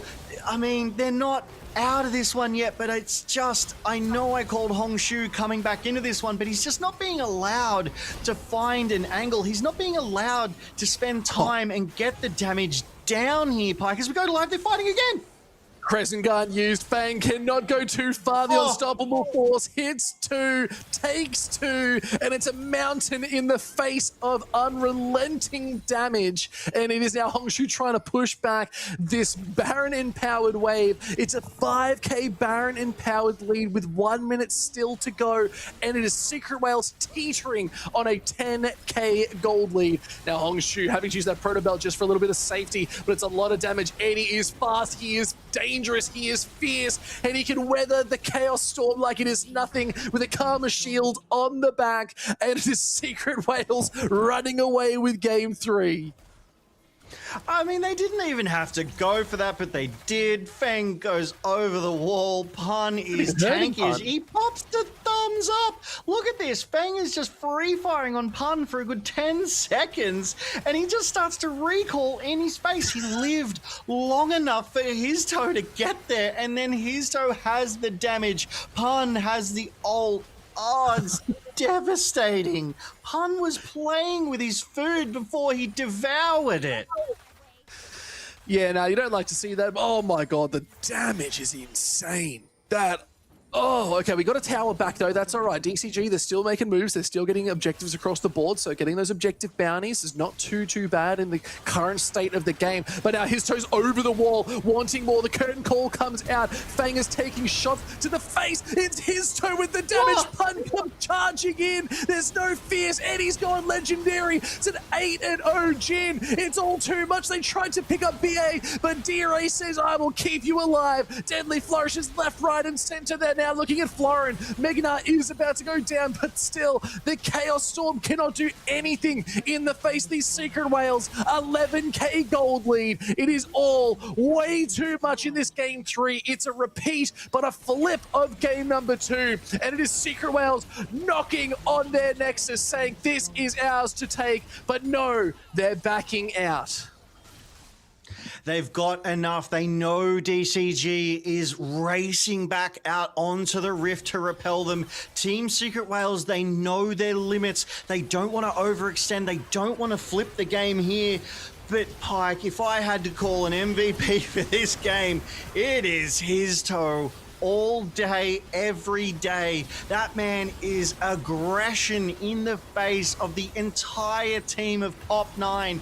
Pop 9, he's trying to find those angles. He's trying to find those plays. He's getting onto the back line, but he's not able to do enough damage. Eddie, 8-0. 15. His toe, 10-1-10. He's been involved in 20 out of the 29 kills. Team Secret Whales have been securing more than 1 kill a minute on their own. This is the bloodiest game we've seen as Xiaoxi spotted out with that deep flank by D-Ray there. Team Secret Whales moving forward, clearing vision around the next Baron. Maybe they've caught Xiaoxi. Yeah, might be. Xiaoxi trying to run away with it, but he's going to use the quickness just to see if they've got the speed. But look at Pun on the backside. Deadly Flourish is going to hit. Pun wants something. Finds 3 with the unstoppable force. The curtain call comes out. It's all too much. Pun doesn't have the damage, but they're still charging down Pop 9. Send this monkey back to the jungle because his toe is now legendary. And a huge turn with a Baron up in 40 seconds. They need to respond to Fang, who is now touching their tier 2, but the TPs are coming in. They can look for the collapse. Fang is starting to walk their way back down, but here's D-Ray. They have the moves. They have the shockwave. It lands. It hits its mark. Fang has nothing in the tank, and D-Ray gets it done with the solo bolo. This is desperation from DCG. Backs against the wall here. They're down 11k gold. The soul is with Team Secret Whales. Their only hope, a Baron flip, which is spawning now, but Team Secret Whales are already there. They have the vision, and DCG don't even have a jungler until right this moment. They don't even have Fang right now. Every single one of them, at least 3 completed items, and not even Fang has, he's got the 3 there as well, but Eddie with 4, 70 CS up. The level advantage is at least 3 in the AD role alone. His toe with the Guardian Angel. Pike, it feels like it's all she wrote. It feels like this is an inevitability as DCG just hanging on. It is really Secret Whale's game to lose, but now with the Elder Dragon spawning in 45 seconds, Histo could get caught out here. Has been found by 4. It's going to be enough as they're trying to be able to survive a little bit longer. Uses the blast cone, goes right back in. The team fight, it's the big damage from Pun, comes right back in. BA's able to hold on. Histo surviving the fight. He hasn't even popped the GA. He is just so much bigger. Histo's jumping forward. Damage being damned. Histo is my MVP of this game. There is nothing that they could do. Now they've found Florin on the middle lane, trying to do it to keep the current call hits. Eddie is holding on 9 kills to 0, and they can walk down this mid lane with the Baron and end this game. Smiles across the board on the Secret Whales. This was an outstanding game 3, and they will take us to series point. They want to be the undeniable champions of the LCP. They've just got one more game to prove it, but the Whales are after blood, and they will see as much as they want. 35 kills, 14k gold. It is their series to take.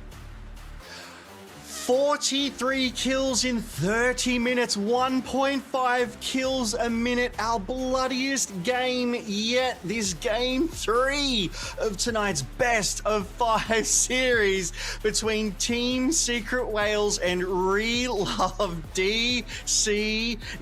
That was a bloodbath, my goodness. It feels like Team Secret Whales are like, yeah, you can take game 2 from us, but we are going to remind you why we are the MVPs, why we are the LCP All-Pros and you are not. And Histo put Pop9 in his place. He fathered him so hard in the jungle, I don't even think Pop9 is born yet. We are looking back into the past because, my God, he carried that game for Team Secret Whales. That's a lot of damage, Logan. It's a lot of damage. That is a lot going on. Yeah. I'm a little bit nervous about this next game. Like, that 35k to 13. Never give Histo Xin Zhao ever again. I think this is the letter of the word to every international team going to MSI. Well, actually, you know what? Maybe they should give him the Xin Zhao. I'd love for them to do really well. But you know what? For them now saying, don't do it, but also let us have it at some point. We just want to see it in action. Yeah, it's like Carrier, don't give him Bard. It's like Faker, don't give him Azir. It's like Histo, don't give him Xin Zhao. And he started this domination from early. It wasn't even like, oh, he came online late game and started to do it. He just did it through excellent jungling. He got that level advantage when he had the ult and Pop9 didn't. And this is the fight where it just turned around for Team Secret Whales. He was aggressing forward at every possible moment. He was pulling the trigger. He was calling the shots. He made a lot of these fights happen where, dare I say, a lot of other traditional junglers might have fallen down in the face of 1v3s, 1v4s, but Histo just made it work. He made DCG pay for their sins every single time. And because he was in their face, because he was in the front line, Eddie was left alone to be able to land curtain call after curtain call, entirely unthreatened, Pike. And that is exactly what you want. You want to be layering that damage. You want to be executing your opponents, finishing the job that your frontliners begin. Yeah, and I love this. This was a little bit of an overstep from Secret Whales where we were like, oh, they've got a strong lead. Is this really how far they want to go? And obviously, they weren't too unfazed by that. They were happy to make these trades, but this was a big fight. You can even see the curtain call was used early, and then they start to go forward. And what can they do? Just the damage, the sheer amount of moves going in. Pop9 here and Xiaoxi looked phenomenal. The cycling was great. The grand entrance, the knockups, the bounces. We're on a bouncy castle. But 80 just held on and still did more damage. BA stayed alive. The shield was so big. And you're right, Histo Xin Zhao controlled the flow and the state in this game like water. And they crashed down on Team Cross Gaming. There was no answer, no solution that could come about. And they just absolutely absolutely ran them down. Even here, they caught his toe. They used half their stuff. He's only at half health and he still survives the fight. Yeah, and the fact that he goes back in too, he gets the Crescent Guard and then he goes back in to the faces of DCG because he knows the rest of Team Secret Wales is there, and then he lives the whole fight and he's getting kills. Like, what do you do? Because Xin Xiao also got a little buff to that AP scaling, which increases the healing that he gets, which increases the value of that Sundered Sky healing every time he bonks someone new, and he was bonking everyone. Wind becomes lightning. I think wind becomes Wales because it was looking damn well neat and tidy gameplay. But Logan, there's a game 4 to go. It is series point in the grand finals for Secret Wales. They just need one more to close it out. But I think Deep Cross Gaming, they've got some more blood in them. They can come back. They've proven it. They did take a game from Team Secret Wales in that game 2, and we will find out in this game 4 when we come back from this break, because here in the LCP, we're made for this.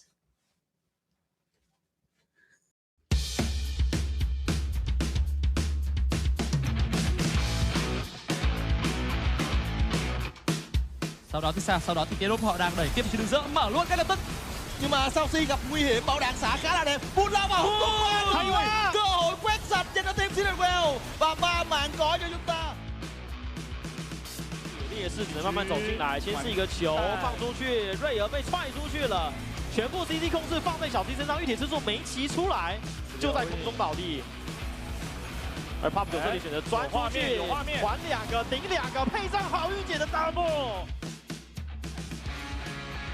差一点，而且没有前排的关系，但是野区的2被抓了，不对，嘉文被顶了起来 ，Pop 9交闪后面有一个华丽谢幕，这波野区打起来。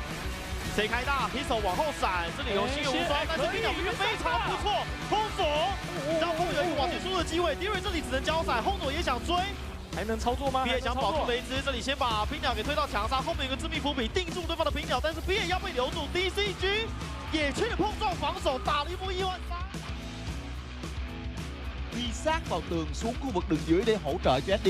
Những ý định băng trụ của Deep Cross vẫn có. Bóng nay đi thẳng vào làm choáng, đánh đu lên câu thời gian, đáp xuống chạy về trụ. Bia sẽ hỗ trợ tốt cho đi trong pha này. Thậm chí chúng ta có cơ hội phản công khi Saucy đã khá là thất máu. Nhưng đi cũng bị bắn khá nhiều. Hôm nay mất công kích vũ bão. Dire đã vào vị trí, nhắm vào phía rừng của đối phương, có đầy đủ tầm nhìn, đang khép góc lại, cứ đánh tay mà thôi. Hôm nay quyết định đổi góc, giật bắn cũng được kích hoạt vào chỗ của Dire. Và tạm thời Dire cũng phải tìm cách đúng người, bởi máu của ta không còn nhiều nữa, và phải tốc biến qua tường.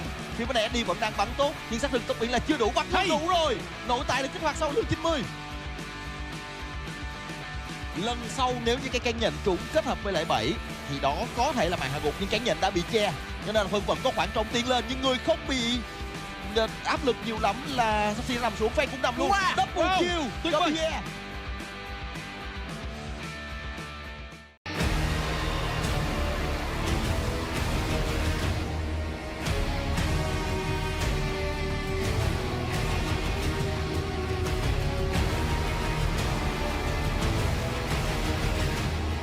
Hear the chorus of sun and moon, our voices, an untiring hymn against the silence. Do you feel it at last? Long have I circled this world, descending only when the watchers first stirred.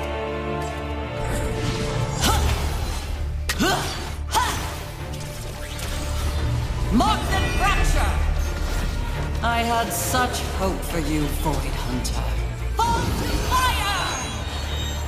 Fall and be silenced. Silence, dreaded herald.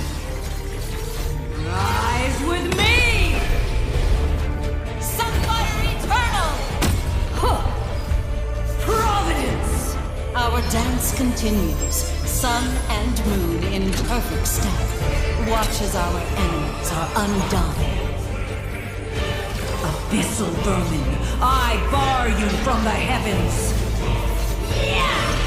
As night ordains! Silver moon, your blade fulfilled our ancient vow. This is predetermined. Take God! A lunar storm gathers. All in my path shall burn.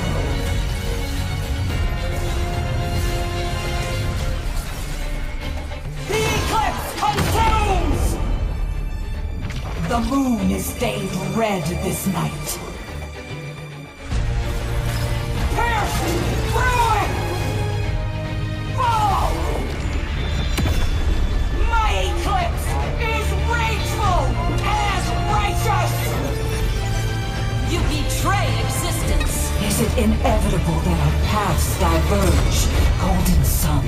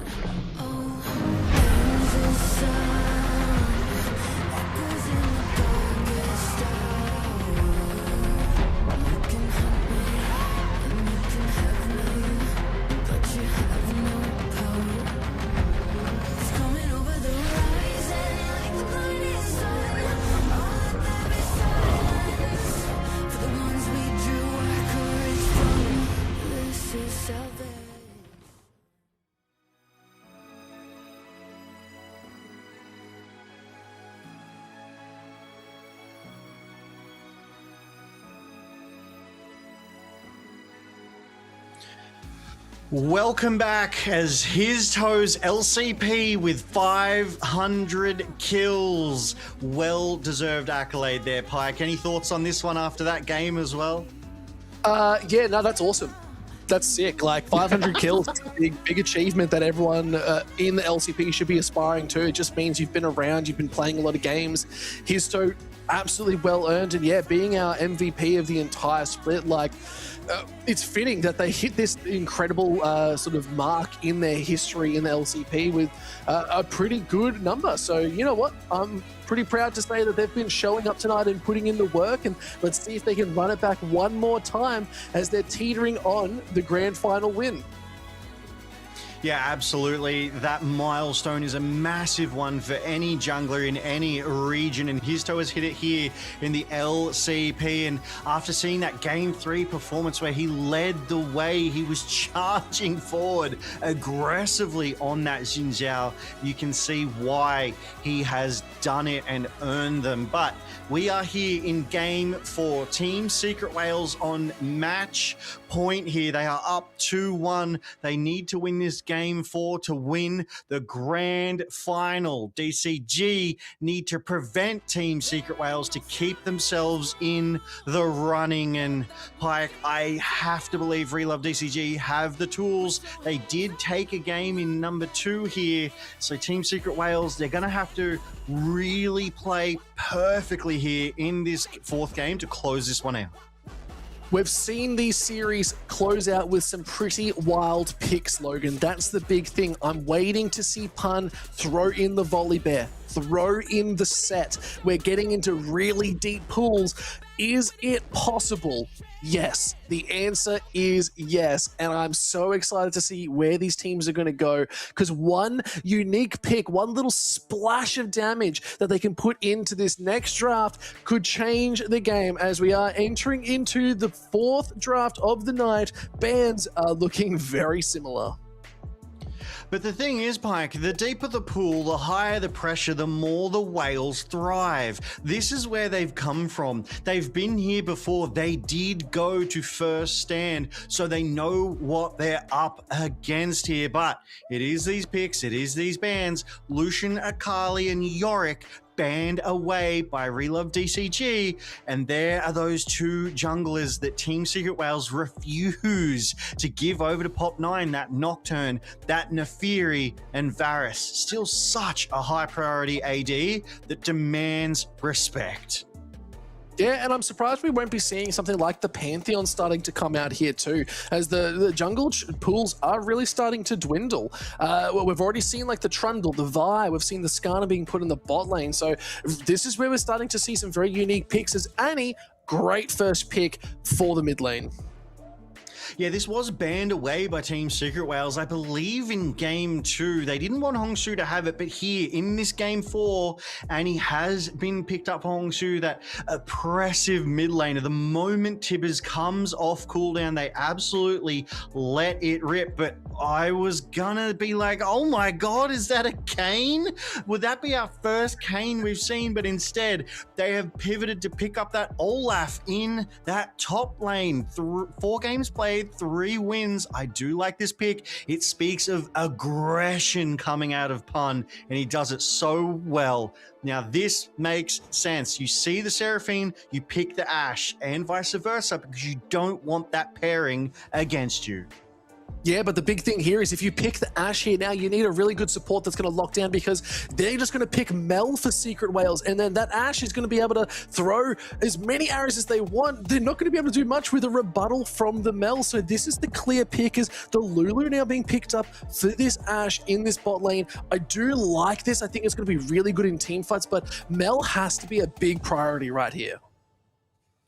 Yeah, that APC potential carry from Mel as well, that mid lane threat, if they do opt to put her there. Mel demands responses, and that rebuttal is so powerful. But Senna being hovered, we have seen this one played before. It's been picked up twice in the knockout stages, and unfortunately has not performed both times. So that one win coming from that regular season here in the LCP, but it puts DCG on a timer. Senna scales. It's another shield as well, so it's even more protection. Senna shields, Seraphine shields. Good luck killing Olaf, if that's, if you're asking me how this one's going to play out. Look, you're right, but it's funny. Senna's just been given a huge buff of like priority just in like the regular scene, just like in solo queue. Senna has become one of these incredibly strong champions. You're going to get the Black Cleaver, most likely second item. You get the double proc with it too, along with most likely a static shift to get the free wave clear. You're going to get free farming souls. You're right. Yeah, there is a ticking time clock, but that clock is going to be sped up pretty quickly as we enter into the mid stage of the game. So I really like this, and Eddie has shown that they did get that one win the one time they played it, and they had a really solid KDA. They went 14 KDA on this champion, so they know how to pilot it. They know what they're doing. Let's just see what they can pair with it that's going to work really well towards their gameplay, because right now they need a bit more of a tank. They need something that's going to be hitting that front line, because Olaf just wants to be charging forward regardless. Yeah, he's not the tankiest top laner in existence, it's true. I have to imagine the jungler, the jungler is going to need to be a bruiser at minimum here. I definitely don't like his toe on that sort of tankier Maokai. Maybe we see him lean towards that Sejuani, which we saw last night. That could be the tankiness that Team Secret Whales needs. Or maybe they throw caution to the wind and just go full aggression, full damage. But I like the bans coming out of DCG, right? They banned away that Galio, who is a very resilient response to this Annie in that mid lane. They banned away that Aurora, who has so much movement and one of the biggest circles left in League of Legends. But Silas picked up for Team Secret Whales, Pike. I do like it. Does have some good ults to steal. Yeah, no, I really like the Silas here as well. It's going to struggle early game into this. And Kha'Zix actually being picked up for once. It was being hovered once before. The jungle pool is so small that they're like, yeah, lock in Kha'Zix. Let's full send it, because it's just going to be living bot side.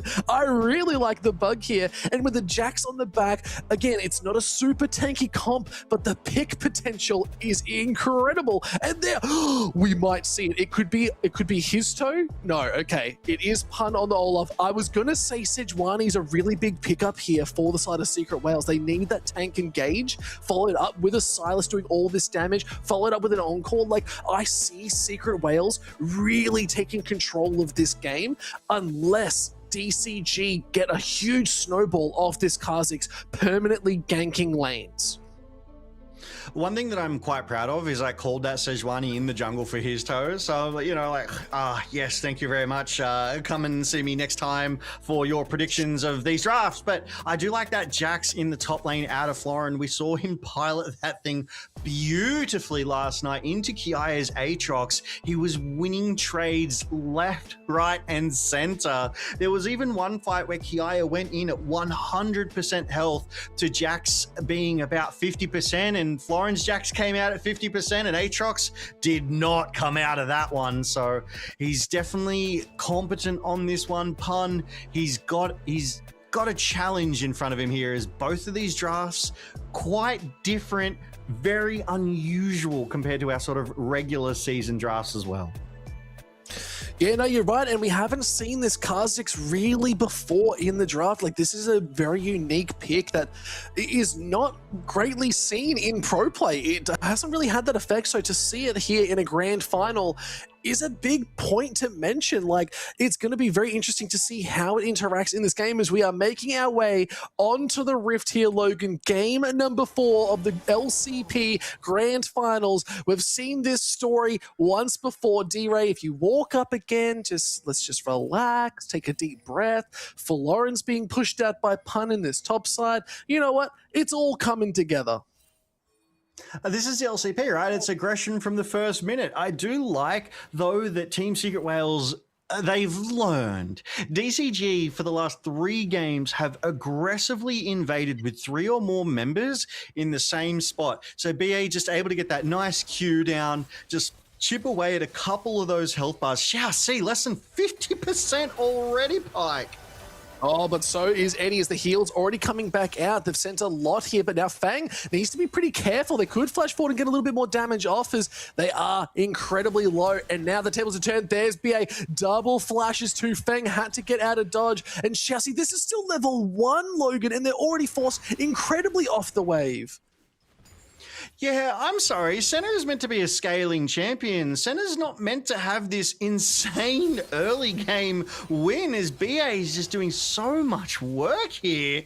Eddie and BA making this Senna look phenomenal. And this is Seraphine. This is that Enchanter support who is currently one of the strongest Enchanter supports, even on her own, even if she's not paired with that Ashe. So DCG, they need to be careful. They need to respect this.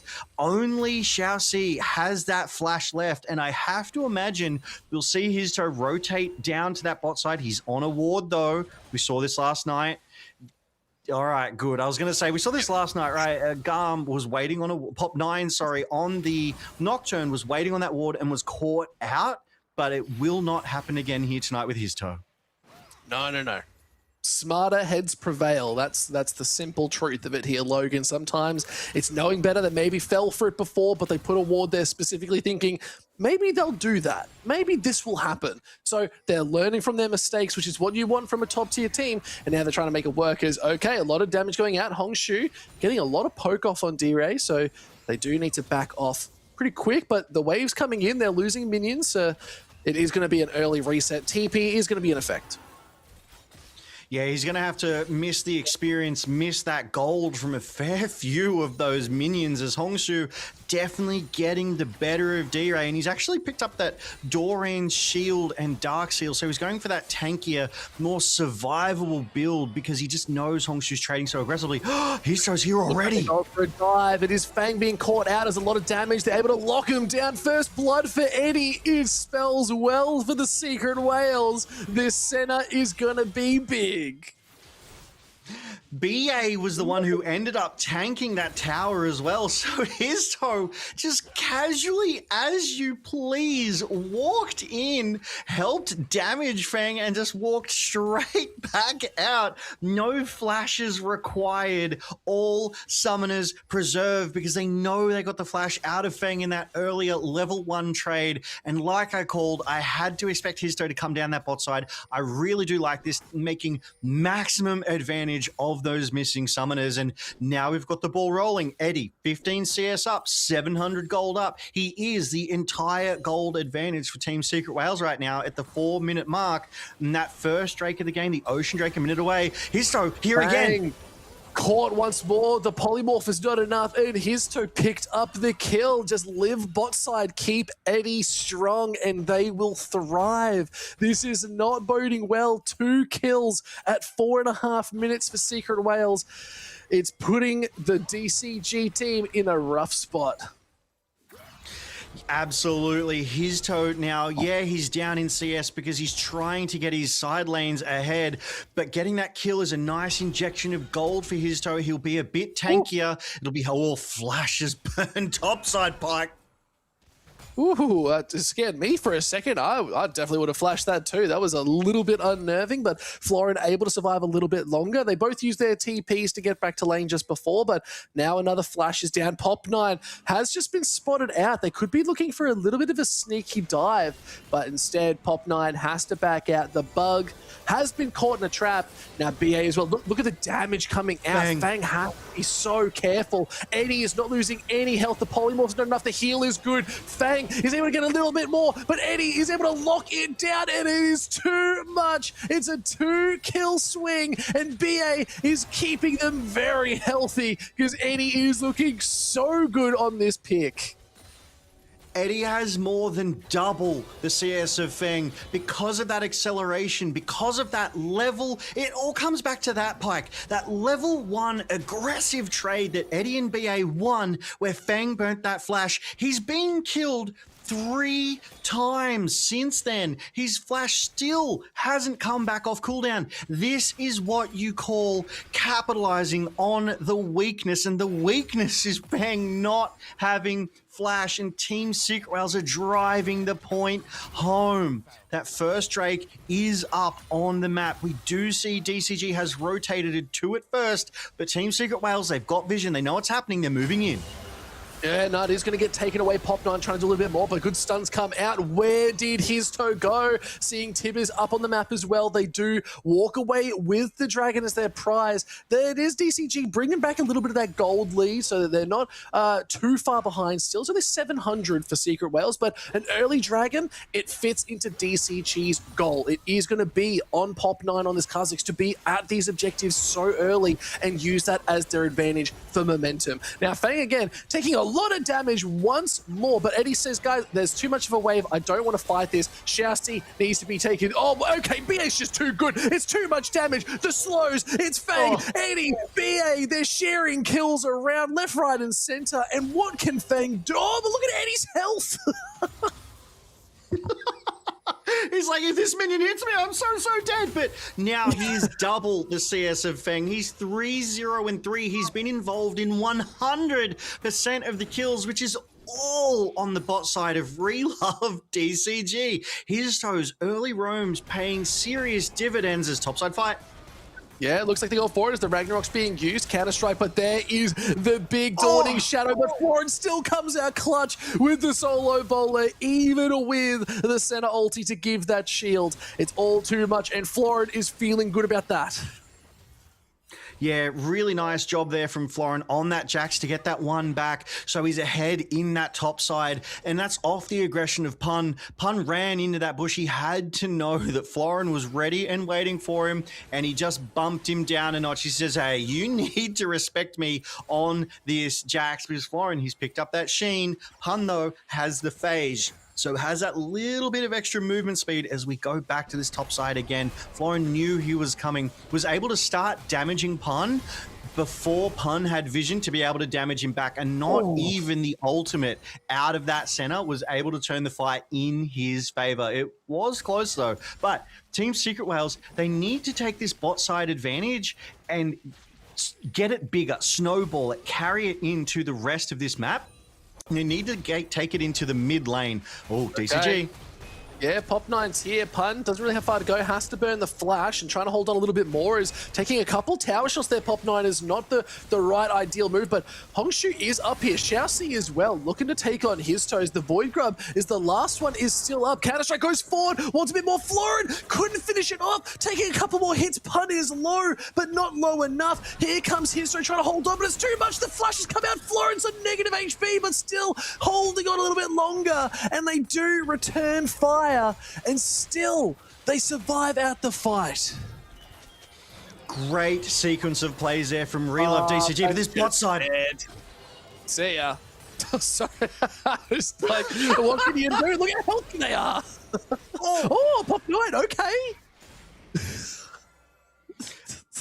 Bike, we're at 9 minutes, it's 11 kills. Again, it is more than a kill a minute. Relove DCG, I feel like they're just going to sacrifice Fang, right? They're like, you know what? He's not worth any gold anyway. You can have him, as they are now going to other lanes. Florin stomping Pun in this top side. Pop9 showing up. They've gone, bot side is a mess, but we can win through our other lanes. Hongshu on that Annie proving strong, keeping D-Ray quiet on the Silas. Florin going Pun under this turret just to keep him from recalling, because he knows more members of DCG are around, and even that last tower shot not enough to take him out. Clean as you please. His toe a little too tanky there, but Pop9 able to get something back off the backside. Yep, and we just see Pun in the picture-in-picture just solo boloing Fang, who's copping another death, as now it's actually Pop9 trying to do more. Okay, 80 snipe from downtown, or should I say uptown, because they're in the top lane this time, and that's a bit disastrous for the side of DCG. Eddie's just picking up so much agency on this champion. I love that. They're like, oh, okay, Pun, you're falling behind a bit. Go bot, farm Fang. And like he gets the gold of Fang. He turns around on a Pop9. And then Eddie's like, oh, that's looking a bit close. I'll farm Fang one more time for good effect. As we see the replay, and it's just smart vision play here. Pun cheekily waiting in these bushes. And here he goes. It's all she wrote. Gets the slow off, the stun not enough, hits the ult, CC immune. Nothing Fang could do, because guess what? He doesn't have flash. Pike, I wonder why. Yeah, I wonder why is the big question. And as well, still fighting through a Ragnarok too. You can see Pop9 tried to come and help, but Pop9 only has the Umbral Glaive, so they're not going to do all that much when Pun is still doing a lot of damages. Now we see Silas going forward. Where did Xiaoxi go? The reverse wild growth popped them up and let the damage come through. Now, Fang, Pop9, they have to back out. They're conceding this dragon. It's a 2k gold lead for Secret Whales. And you know what? I called it at the start. This center pick is so strong at the moment. There is a reason why people are even calling it not just S tier, it could be Z tier. I've seen a lot of TikToks on this champion being so impactful and so dangerous in this game because the static shiv is completed. They're heading towards a Black Cleaver. D-Ray, that's a dangerous spot as you could go for a little bit more. Crystal Arrow doesn't get hit. Flash comes out. Tibbers is still charging forward. One more hit will do it, but Tibbers can't lock it down. But instead, Eddie on the backside looking to pick up more kills on this center. And still, it's disastrous for DCG. It's 11 kills to 4 with a 2-point. There's a 3k gold lead here, Logan. Fang isn't even worth the time, the money, the investment from Team Secret Whales anymore. He has died 7 out of the 11 times that Team Secret Whales have killed. They've got him on lock. They've got him on farm. He's even got his flashback, but this is an absolute spectacular bot lane collapse. Xiaoxi is no longer with Fang. He's roaming the map, as we see in the picture-in-picture replay. Fang steps up, but there was 3 members of Team Secret Whales there already with a full wave. What's he even doing there, Pike?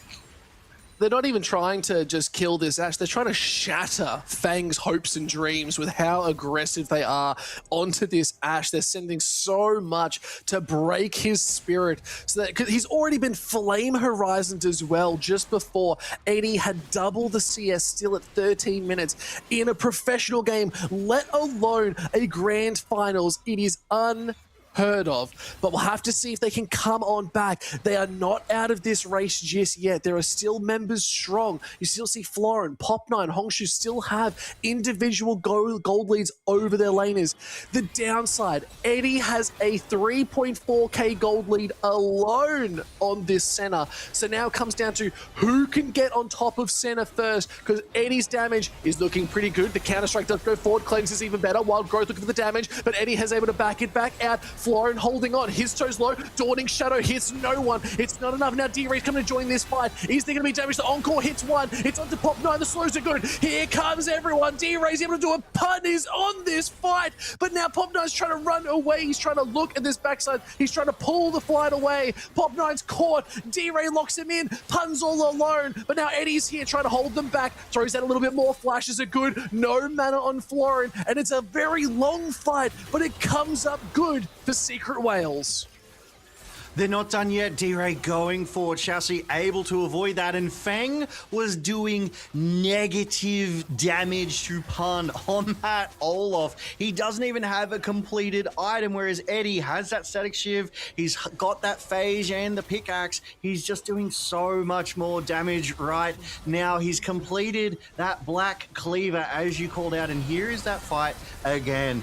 Florin goes in, gets that wild growth from the Lulu, that extra survivability, that extra tankiness, and he just frontlining. That's what he's doing here, but he's not supposed to be. As D-Ray shows up on the flank, they secure Hongshu, and they win the fight. Oh, bot side though, in live.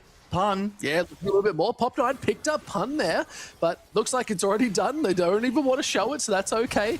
They just bring out this fight a little bit more, and still, it's Eddie with this complete control. Okay, Pop9, you're alive. Whoa, on like 1 health.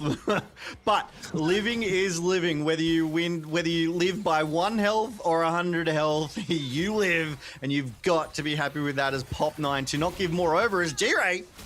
Yeah, D-Ray wants more. Has the wild growth been used, especially with a dragon up in 50 seconds? It's a pretty long cooldown. Flash is burnt as well. Now they've stolen away the wild growth, using that hijack to get a little bit more, but now the question is, where do they go? Seal using the third and final coach comms in this game. They clearly have an idea of what to do. Also, it's a Hex Tech Soul, this game here, Logan. It's an aggressive one. The movement through the tunnels is going to be so important. Yeah, being able to get out onto the Rift so much faster is a significant advantage, but it's all been Team Secret Wales so far. So let's slow it down. Let's take a look at the state of the game. It's one Drake apiece. Team Secret Wales, they have 2 grubs to DCG's 1, so they're not doing too bad in terms of jungle objectives. But, all right. Beautiful. As the return fire, the Timbers does go out. D-Ray did get taken somewhat low, but needs to be careful. Wild growth is still available. Dragon is now up though, Logan, so this is where they're going to start to look for a little bit more of a fight, because the wave clear out of Eddie is really hard to handle when Ashe and Fang just still doesn't have an item. No, yeah, Fang just now completes the Kraken Slayer as Team Secret Wales has started up that 3rd Drake of the game. They're so confident they're going to take this. BA backs away, as does Eddie, because it's like, here's Toe, you're fine, you've got this, you've got your Kindle Gem, you've got your belt, you are tanky enough, and we know where DCG is, but it was very rude of them to interrupt me with that fight breaking out. I was trying to, give a lay of the land, a summary of the Rift as it stands, as the rest of Team Secret Wales, they're going to go for this Rift Herald here too, Pike. They want it all. They're not letting up the pressure. Look, the crazy thing here is his toe's not there. Pop9 was, but they weren't able to contest. No one else on the side of DCG was available to make that fight. So Pop9 just said, I have to back out, guys. I'm sorry, there's 4 members strong. They'll run me over. So it's just showing the sheer numbers. They trusted Histo to get the dragon, and then they said, we'll just go to the Rift and see what happens. And yeah, they came up with the goods. Yeah, I mean, really good cross-map play there. They were able to get both of those jungle objectives. As I was trying to say that, you know, DCG, they're still competing in that jungle. Pop9 is out CSing his toe. He is out jungle objecting him, but Team Secret Wales, they absolutely shut me down right in the phrase of it. They secure that third Drake. They secure that Rift Herald. They are able to drop it whenever they choose and crack open another tower. But let's take a quick look. Florin, 20 CS up over Pun. Pop9, 30 CS up. Hongshu, 20 CS up, right? It's not like DCG doesn't have the tools to come back into this. They still have a strong top jungle and mid laner that if they're able to work in concert, if they're able to bring a fair 5v5 to Team Secret Wales, I genuinely believe that they will be able to win a team fight and keep in this one. As Feng's arrow misses? Oh no, my apologies, that was D-Ray. Yeah, nah, just D-Ray throwing out a wild arrow just for funsies to see if it would land, but no, it did not hit its mark. Rift Herald does get charged up once again. It does get taken out. Encore's going to land, but not enough. Fang's pretty low, but look at everyone on the backside. Pop9's here. The wild growth is used. It's so much damage. Eddie has to flash. They have to stay safe. Histo's picked up Hongshu. The slows are too much. It's a lot of damage, and it's a double kill for Eddie. Looking for more. If they can just charge it down, it might not be enough. It's a triple kill for Eddie. Making moves here with the center, could be looking for more, but the Dawning Shadow was already used, and it is just way too much heat for DCG to handle, and this center pick is coming up with the goods, Logan. I mean, this center pick was supposed to scale, but Eddie said, you know what? I'm going to win from minute number 1. 74 souls already at the 20-minute mark. They've taken the mid tier 2 turret of Relove DCG. They are winning these team fights smartly, convincingly. Fang, he stopped for 1 second to throw that arrow, and it was all it took for Eddie to ult Fang into oblivion. Send him back to the Soul Realm where only Thresh can get access to him, but he isn't on the Rift. Fang, stay home, buddy. Team Secret Wales have got your number. The big thing there as well, Logan, is Hongshu was trying to get that flank, but Pun and Histo were right there. They stopped Hongshu from getting any access onto Eddie, which was such a big part of that team fight, because you could see Hongshu was trying to move forward, trying to get forward, but didn't have the flash available, and then they just got caught. Nothing they could do, and Pun just shredded their health, and it was their last fighting attempt to lock down Eddie, and then they just walked all over them. So a bit of a disaster play, and was just read really well for Secret Wales. They knew exactly what DCG was trying to accomplish, and they just turned it on their head. But now we're getting ever closer. 1 more minute to the next dragon, and it would end up being sole point for Secret Wales if they lock it down. But Baron is up and ready on the map. Yeah, it is 23 kills as well, more than a kill a minute. I do love to point that one out. 6k gold advantage to Team Secret Wales.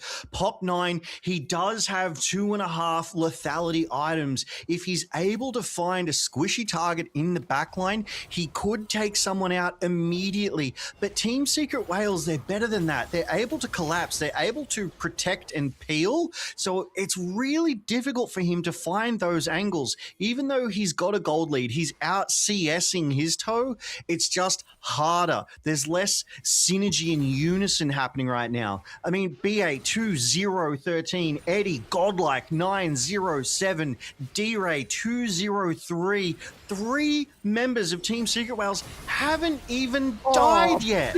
You're too much. The Crystal Arrow did nothing, and look at Eddie. He's gone straight past Pop9. Oh, it's the shutdown they were looking for. They picked up Eddie. Now they're looking to take out Pop9 as it is Secret Wales trying to hold on a little bit longer. BA able to hold on. Florin jumping forward, but is it going to be enough? Is D-Ray able to jump back as well? The slows are good. Florin is strong, but is it going to be enough for DCG? Yes, they shut down Eddie. Yes, they took out Pun, but should they start the Baron is the big question. I genuinely don't think they should, especially with Florin TP. Okay, he's recalled, he's TPing in, he's going to get a big shield.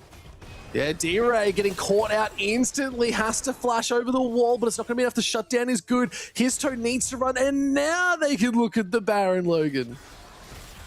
Yeah, really good play there from DCG. I said I don't think they should, but they absolutely made the better call there with Florin recalling, TPing in, getting that massive shield. But Team Secret Wales, they want to contest this one. They have the big shield of their own. Yeah, Histo is here. They're able to lock it down. Pun does a lot of damage. Eddie is back on the board, and this is the champion that can get the damage done. Florin has taken 3 hits. The counter-strike is shredding them, but look at the Baron. It's at 5k health. Xiaoxi's low, has to heal. They're going to be very careful. Pun has the damage. The slows are good. It's all Eddie. BA picks up their kill instead. It's Secret Wales that flip the fight once again. It's all DCG can do to escape as Histo looking for more. Xiaoxi, beautiful flash just to guarantee he doesn't die. They had a good fight around the Baron, and it's all started here. Histo and Pun teamed up, annihilated Hongsu, not even a chance for a response. Feng flashed, was luckily kind of saved, I dare say, by Pop9 wiping out Eddie, which is what we were just talking about.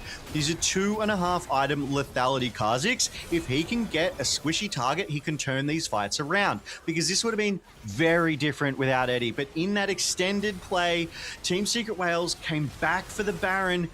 Florin TP'd in, push them away. But it had been long enough that Team Secret Wales were able to respond. Eddie, alive, Pun, Histo, they were all there, and they won the fight around this Baron pit so convincingly. They scattered DCG so hard that they turned around and got the Baron for themselves. 20 kills to 9, 5k gold lead. Team Secret Wales with the Baron.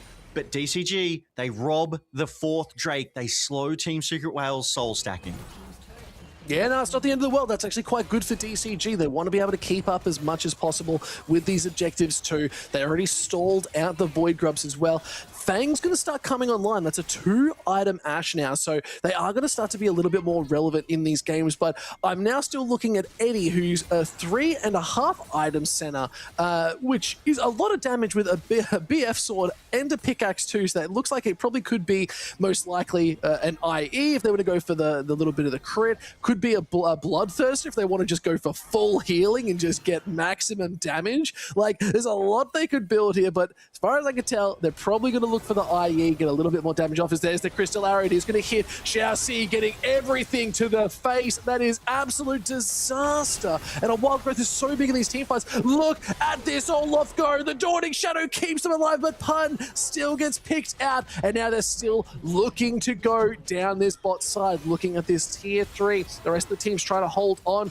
The wave clear's just way too much for them to be able to handle. Florin can't really do anything at this point. Hongshu's off to the side. They have Flash, they have Tibbers, they have the stuns, but now it's already been used. The Baron buff still in effect, 26 minutes, and they're going to open up this base. Secret Wales, they want to take this win. They want to go to MSI as the #1 team, but look at Pop9. The TP's coming in as well, Logan. They're going to get caught out. One false step. D-Ray's getting caught. Florin gets the counter-strike onto the end. Gold Core's good. The shutdown's even better. Let's see if they can hold on. Bia has to heal, has to flash, has to run. Florin once more. There's the 3-man counter-strike. If they can get a little bit more as the Wild Growth knocks them all back up. They're tanky, they're strong. Do they have the damage though? Is the big question. Florin's jumping, he's leaping, he's slashing, he's dashing. It's the shutdown we were looking for, and it's all too much. DCG are back in this game, Logan. They take Team Secret Wales to task. They punish them for overextending, and you can see the team room shots. DCG, they're happy with that. Team Secret Wales going, oh, that was a bit rough, but their advantage so big. Pun alive, able to defend this mid-tier 2 turret. It's not all she wrote. DCG cannot win from this point as Pop9 aggresses forward. He's out of vision, and the TP comes through. Florin front lines, but surprise, Pop9 annihilates Eddie immediately. There goes most of their damage, and DCG know that they can advance, and the timing of that Counter-Strike stun as D-Ray flashes, slides forward to avoid it, and he just ends up inside of it here, as this is the fight that DCG needed to make sure they have the confidence to know that they can still fight Team Secret Whales. Team Secret Whales only have 1.6k gold advantage right now, and this is the Pop 9 we were talking about. I called it back at 2.5 items. He's now 4 item lethality. Kha'Zix, he can eat AD carries alive, Pike. This has to be their angle. Look, and the big thing there is that Serpent's Fang. There is a lot of shields that they need to get through, and that Serpent's Fang is the linchpin of this. And now you can see they're getting caught out once again. The healing's good. There's the Glacial Fissure. Is going to be enough, as there's the stopwatch being used. The fight's all in. The Dawning Shadow. There's the Timbers too. Histo's trying to keep Pop 9 back out of this fight. They're getting tongued quite low. You need to be very careful. Fang does do quite a bit of damage now, and they all sort of retreat. They need to heal back up and re-look for the siege. They did, however, get a lot of damage down onto the side of DCG, and a Baron spawning in a minute's time. Same with a Dragon in 40 seconds. Both teams need to be prepared.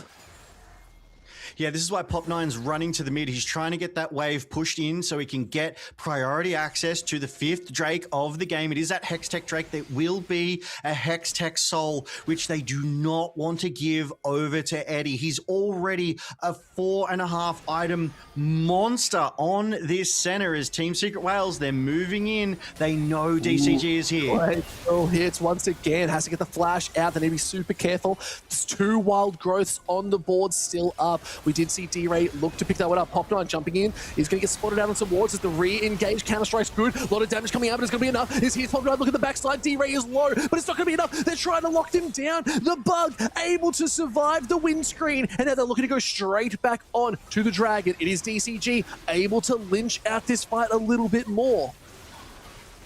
They win the team fight, they take Pun out, they get low health bars across Team Secret Whales, and Team Secret Whales decide to back off. It is only soul point for DCG, it is not the soul. They can weather the storm, they can wait this one out, but the more they wait, the more Relove DCG find their way back into this one. It was a decent ult from Histo, but there just wasn't enough follow-up quick enough because DCG were already there. So Team Secret Whales had to retreat. They knew that Pop 9 was on the wings with this Kha'Zix. They knew that if they weren't careful, Pop 9 would take one of them out, but they already lost Pun. So Team Secret Whales, they've pulled the trigger on this Baron. They're forcing a response from Deep Cross Gaming. Yeah, D-Ray's here. Crystal Arrow is going to hit Pop 9, looking to jump over, but there's the counter-strike. It's going to land. Pun has to be careful as there is a Dawning Shadow. Does a lot of damage. Florin, he's going to get hit with a lot more, but it's Pun onto the backside. Look, the turn straight back onto Pop 9. He's gone. Histo picked him up. Now they're looking at Hongshu. It's a disaster for DCG. The wild growth is being used, but it's not enough. Eddie is coming up big. It's only Shao C left and available for the side of DCG, but they don't care. They're looking to go down this mid lane. Secret Whales want to close out Split 2 with a fierce and determined win. They're looking to open this base up just a little bit more. Eddie's center is all she wrote. Logan, Secret Whales defying the odds, cleaning up the split with 100% win rate across every series they went up against. They were undeniable, undefeated, undestroyable. This is the Whales' time to shine, and they are here to dominate the LCP and soon to be MSI. Team Secret Whales take the grand final of LCP Split 2 in convincing fashion. 3-1. The Secret Whales have come from the depths. They've been built. They were born in this pressure environment, and DCG not strong enough to stop the inevitable march of Team Secret Whales, the best team in the LCP, Pike, and they mean to put up a fight at MSI. Absolutely incredible. Raise that trophy, hear the roar of the crowd. An absolute outstanding performance from this team, able to walk through this split as such a fierce competitor. They had their time at first stand and they said, you know what, not enough, we want more. And that's right, they're heading to MSI and they're holding that trophy up high. Oh my lord, Logan, what a team. They are looking so good. Team Secret Wales, more like Team Killer Wales, because there is not an opponent that they cannot beat. There is not an opponent that isn't prey to these apex predators of the LCP, Pike. They have not dropped a series all split long. They are your two-time LCP champions. They took LCP Split 1, they've taken LCP Split 2, and have firmly cemented their position at the second international for the year here in League of Legends. There's the updated graphic. He was quick with it. I think they came prepared. That's brilliant. They were like, yeah, we knew this was going to happen. It's fine. But they called out the 3-1. They knew what the score was. And wow, a performance if ever I've seen it. Still, you got to give big props to Relove DCG, the team that went all the way, the 6th seed, making it to the finals here tonight and still put on a phenomenal performance. Yeah, and we also have to shout out Carrick's. Carrick's did call the Team Secret Wales 3-1 victory over Relove DCG. So props to him there for calling that one. But my goodness, that 4th game was so close, Pike. It was a fantastic performance from Relove DCG to find their way back in toward that late game through Pop 9 on that Kha'Zix, that lethality jungler, able to straight up execute Eddie a couple of times. And you see the gold chart around that 30-minute mark, it got precariously close before Team Secret Wales were able to regather and take this and close it out. And that's all it needed to be. And you can see it all started around sort of like this big Baron fight. Yeah, you're right. It was Eddie looking so strong on this center, but they just cleaned up. The reverse arrow sent flying, hitting its mark, and Pun said, I will clean up even more. With a Tibbers on your face, it does not matter. It was pick after pick after pick, and it was just blow for blow here, and it was Secret Wales cleaning up, and it is his toe with the player of the match. Absolutely well earned again. And if I'm not mistaken, they're now tied for first with Kiaya. Yeah, that's it. Kiaya and his toe stand atop the player of the match standings here, and so phenomenally well deserved on that Vi, on that Xin Zhao, just making play after play happen. And he was still good on that Sejuani. He was the front line that he needed to be. Not the most killingest jungler, but definitely still very impactful. He made it difficult for Pop 9 to get that backline access as much as he tried. You know, kiting out, using those cooldowns. Then it was his toe against the world sometimes, and he still beat the world, just proving why he is that LCP MVP, showcasing why he's the first in the LCP as the jungler to get that 500 kills as well. So just a fantastic night of games, a fantastic showing from everyone, and the resilience of both of these teams, right? Here in this game 4 of Team Secret Wales, to be so far ahead, to nearly lose that lead, to regather and drive home the win. The resilience from Relove DCG, all split long, to come into this as our 5th seed and go all the way to the grand finals after 17 games of League to get themselves that rematch with Team Secret Wales and earn their spot at MSI.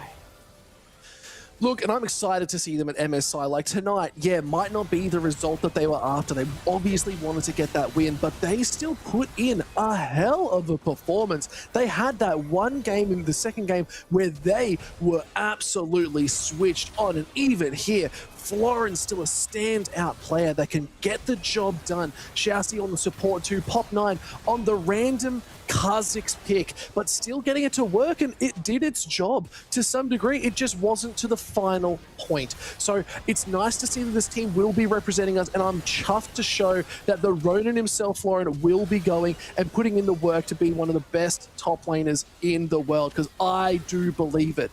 Today was not their day, but MSI is still a place to shine. For sure, and it's going to get them some fantastic international experience as well, Pike, which I think is the ultimate sort of victory at the end of the day. Yes, unfortunately, DCG, they're not our LCP Split 2 champions. That honor does go to Team Secret Wales, but they still earned that berth at MSI. They still are going to get that practice on the international stage against some of the best teams in the world. And here is today's results. Team Secret Wales beat Relove DCG 3-1 in tonight's best of 5. And here is how it all played out. Round 1, MVK versus CFO, followed by SHG getting knocked out in 3 by DCG. Such was the convincing stomp there, Pike.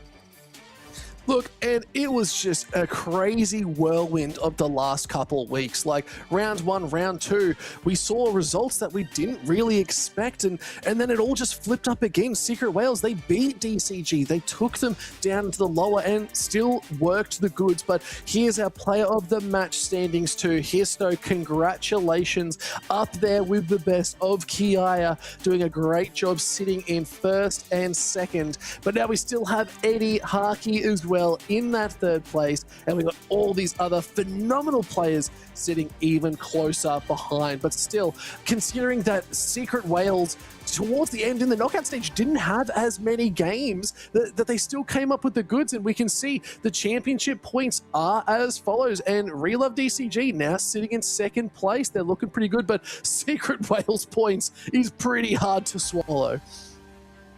That's just a result of their sheer dominance, honestly. I mean, Relove DCG had a good split 1, which is told in their 28 championship points. They were our second seed going into the finals. They went to the grand finals against Team Secret Wales. They had a little bit of a less, stellar performance in Split 2, which is reflected in those championship points, but it was still enough for them to make the playoffs. It was still enough for them to make that run and get themselves that second place overall in the grand finals against Team Secret Wales again. But here is your LCP Split 2 grand final winners, Team Secret Wales. And yeah, they qualified for the MSI 2026 as the LCP number 1 seed, and DCG will go to the MSI as our number 2 seed, Pike.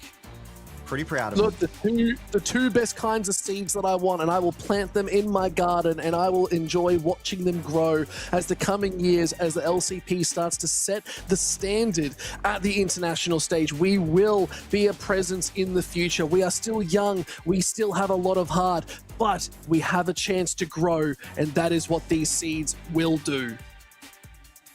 And here we have something special for all y'all. We are getting ready for the Split 3 Swiss stage draw show. So this is something new that we're going to be bringing into Split 3. I'm very, very excited for this one to kick off because it's something new. Like you were saying, we're a new region, we're a fresh region, and we still have a long way ahead of us. But every single game we play, we're laying the foundations for the future of the LCP, and we're willing to change things. We're willing to shake them up and have these Swiss stage draws as well. So I'm pretty keen for this one. Have you had much experience with Swiss stages, Pike? Do you like this willingness to test new things? Absolutely. Like this is the growth of the region. You need to try new things and spice things up a little bit just to see if they work. But I love a good Swiss stage. It's always fun to see how these sort of pan out. But this will be for Split 3, so it's going to be some of the top teams versus the lower teams. We'll have to see as we are going to get into this draw now, Logan, and I'm hyped for this. That's it. Ladies and gentlemen, welcome to the Split 3 draw show. We are about to conduct the Swiss stage round 1 draw. But before we begin, we'll briefly explain how today's draw will work. For Split 3, we're introducing the Swiss stage format. In round 1, The top 4 teams from Split 2 will each be randomly matched against one of the bottom 4 teams from Split 2.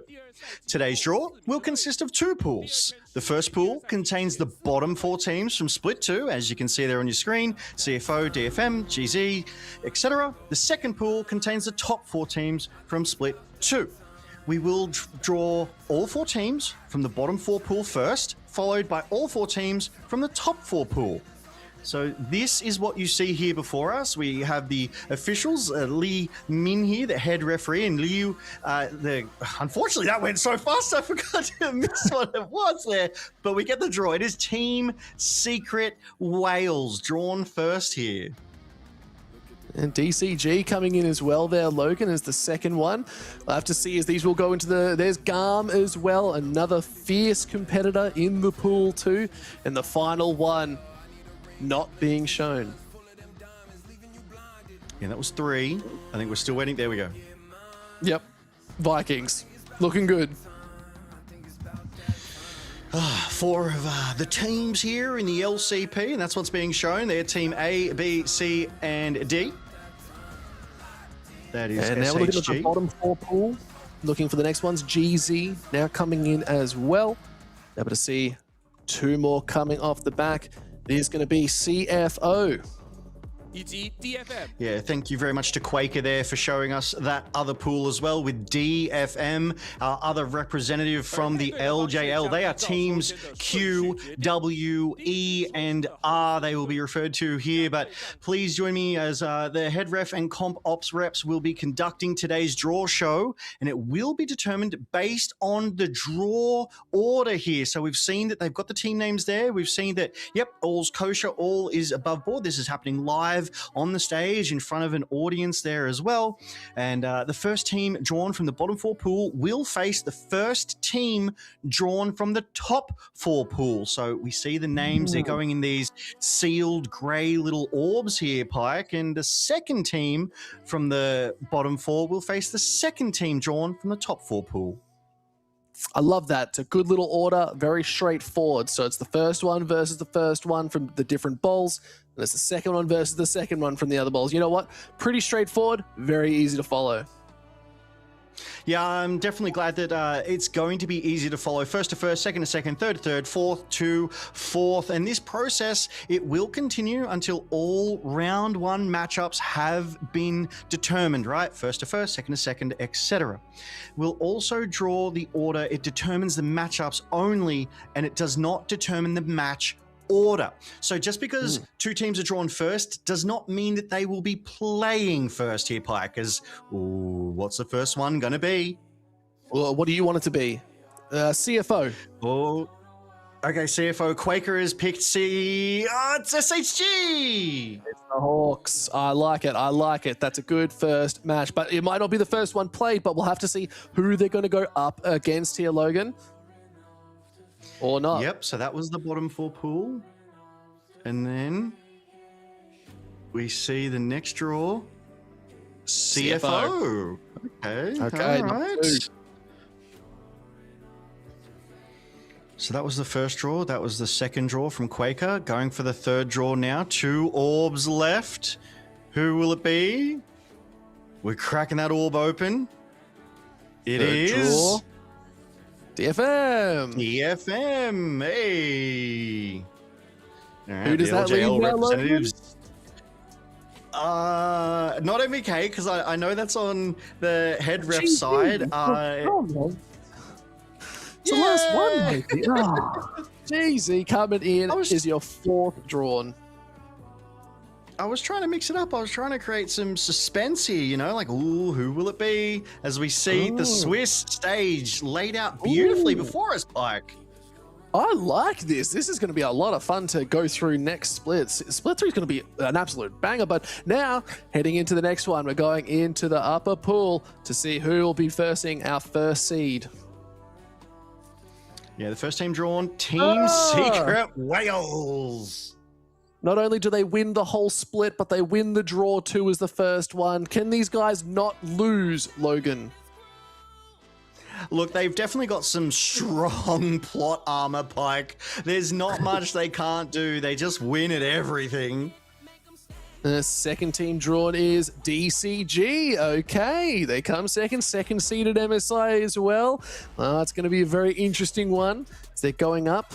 Very, very interesting. One more team before we find out the full rosters being locked in for Split 3. Ooh, who will it be? Cracking that orb open, it is Garm. Hey, Garm from the VCS. They came third in this split 2, and the last orb, who will it be, Pike? It is MVK. MVK. I was gonna just throw it at you, be like, it's GZ, right? But no, it is MVK locking it in. So let's go and have a look at where these teams are going to be doing as the graphic is filled up. SHG versus Team Secret Wales, CFO versus DCG, DFM versus Garm, and GZ versus MVK. That's going to be a bloody good first series. Yeah, and as a reminder, these draws determine the matchups only. The final match order and schedule will be confirmed and announced by the league following the draw. So thank you so much for joining us for the Split 3 draw. So we will see you in Split 3 with a new and exciting Swiss stage, a new format to test our teeth on, to really practice and get better and prepare more for these international stages, Park, because Split 2 was absolutely electric.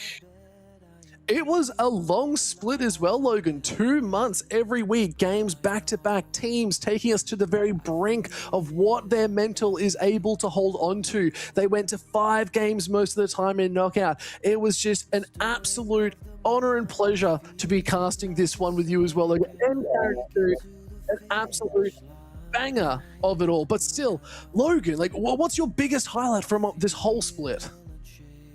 I mean, we were so spoiled. I alluded to it earlier when we were talking about SHG's perfect game. I think that was the first perfect game we've seen in, I think it was 3 or 4 years as well. CB LOL were the last ones to do that. And now we have done it here in the LCP with SHG. That moment where Drakthar 1v5'd with Shyvana when Garm needed him most. He was the hero that they needed. Some of these deep pocket picks that are just so unusual. D-Ray on that Vex, BA on that Elise. The resilience of Relove DCG to come from so far down to get that rematch with Team Secret Wales, and this time take a game. They're leveling up before us, Pike.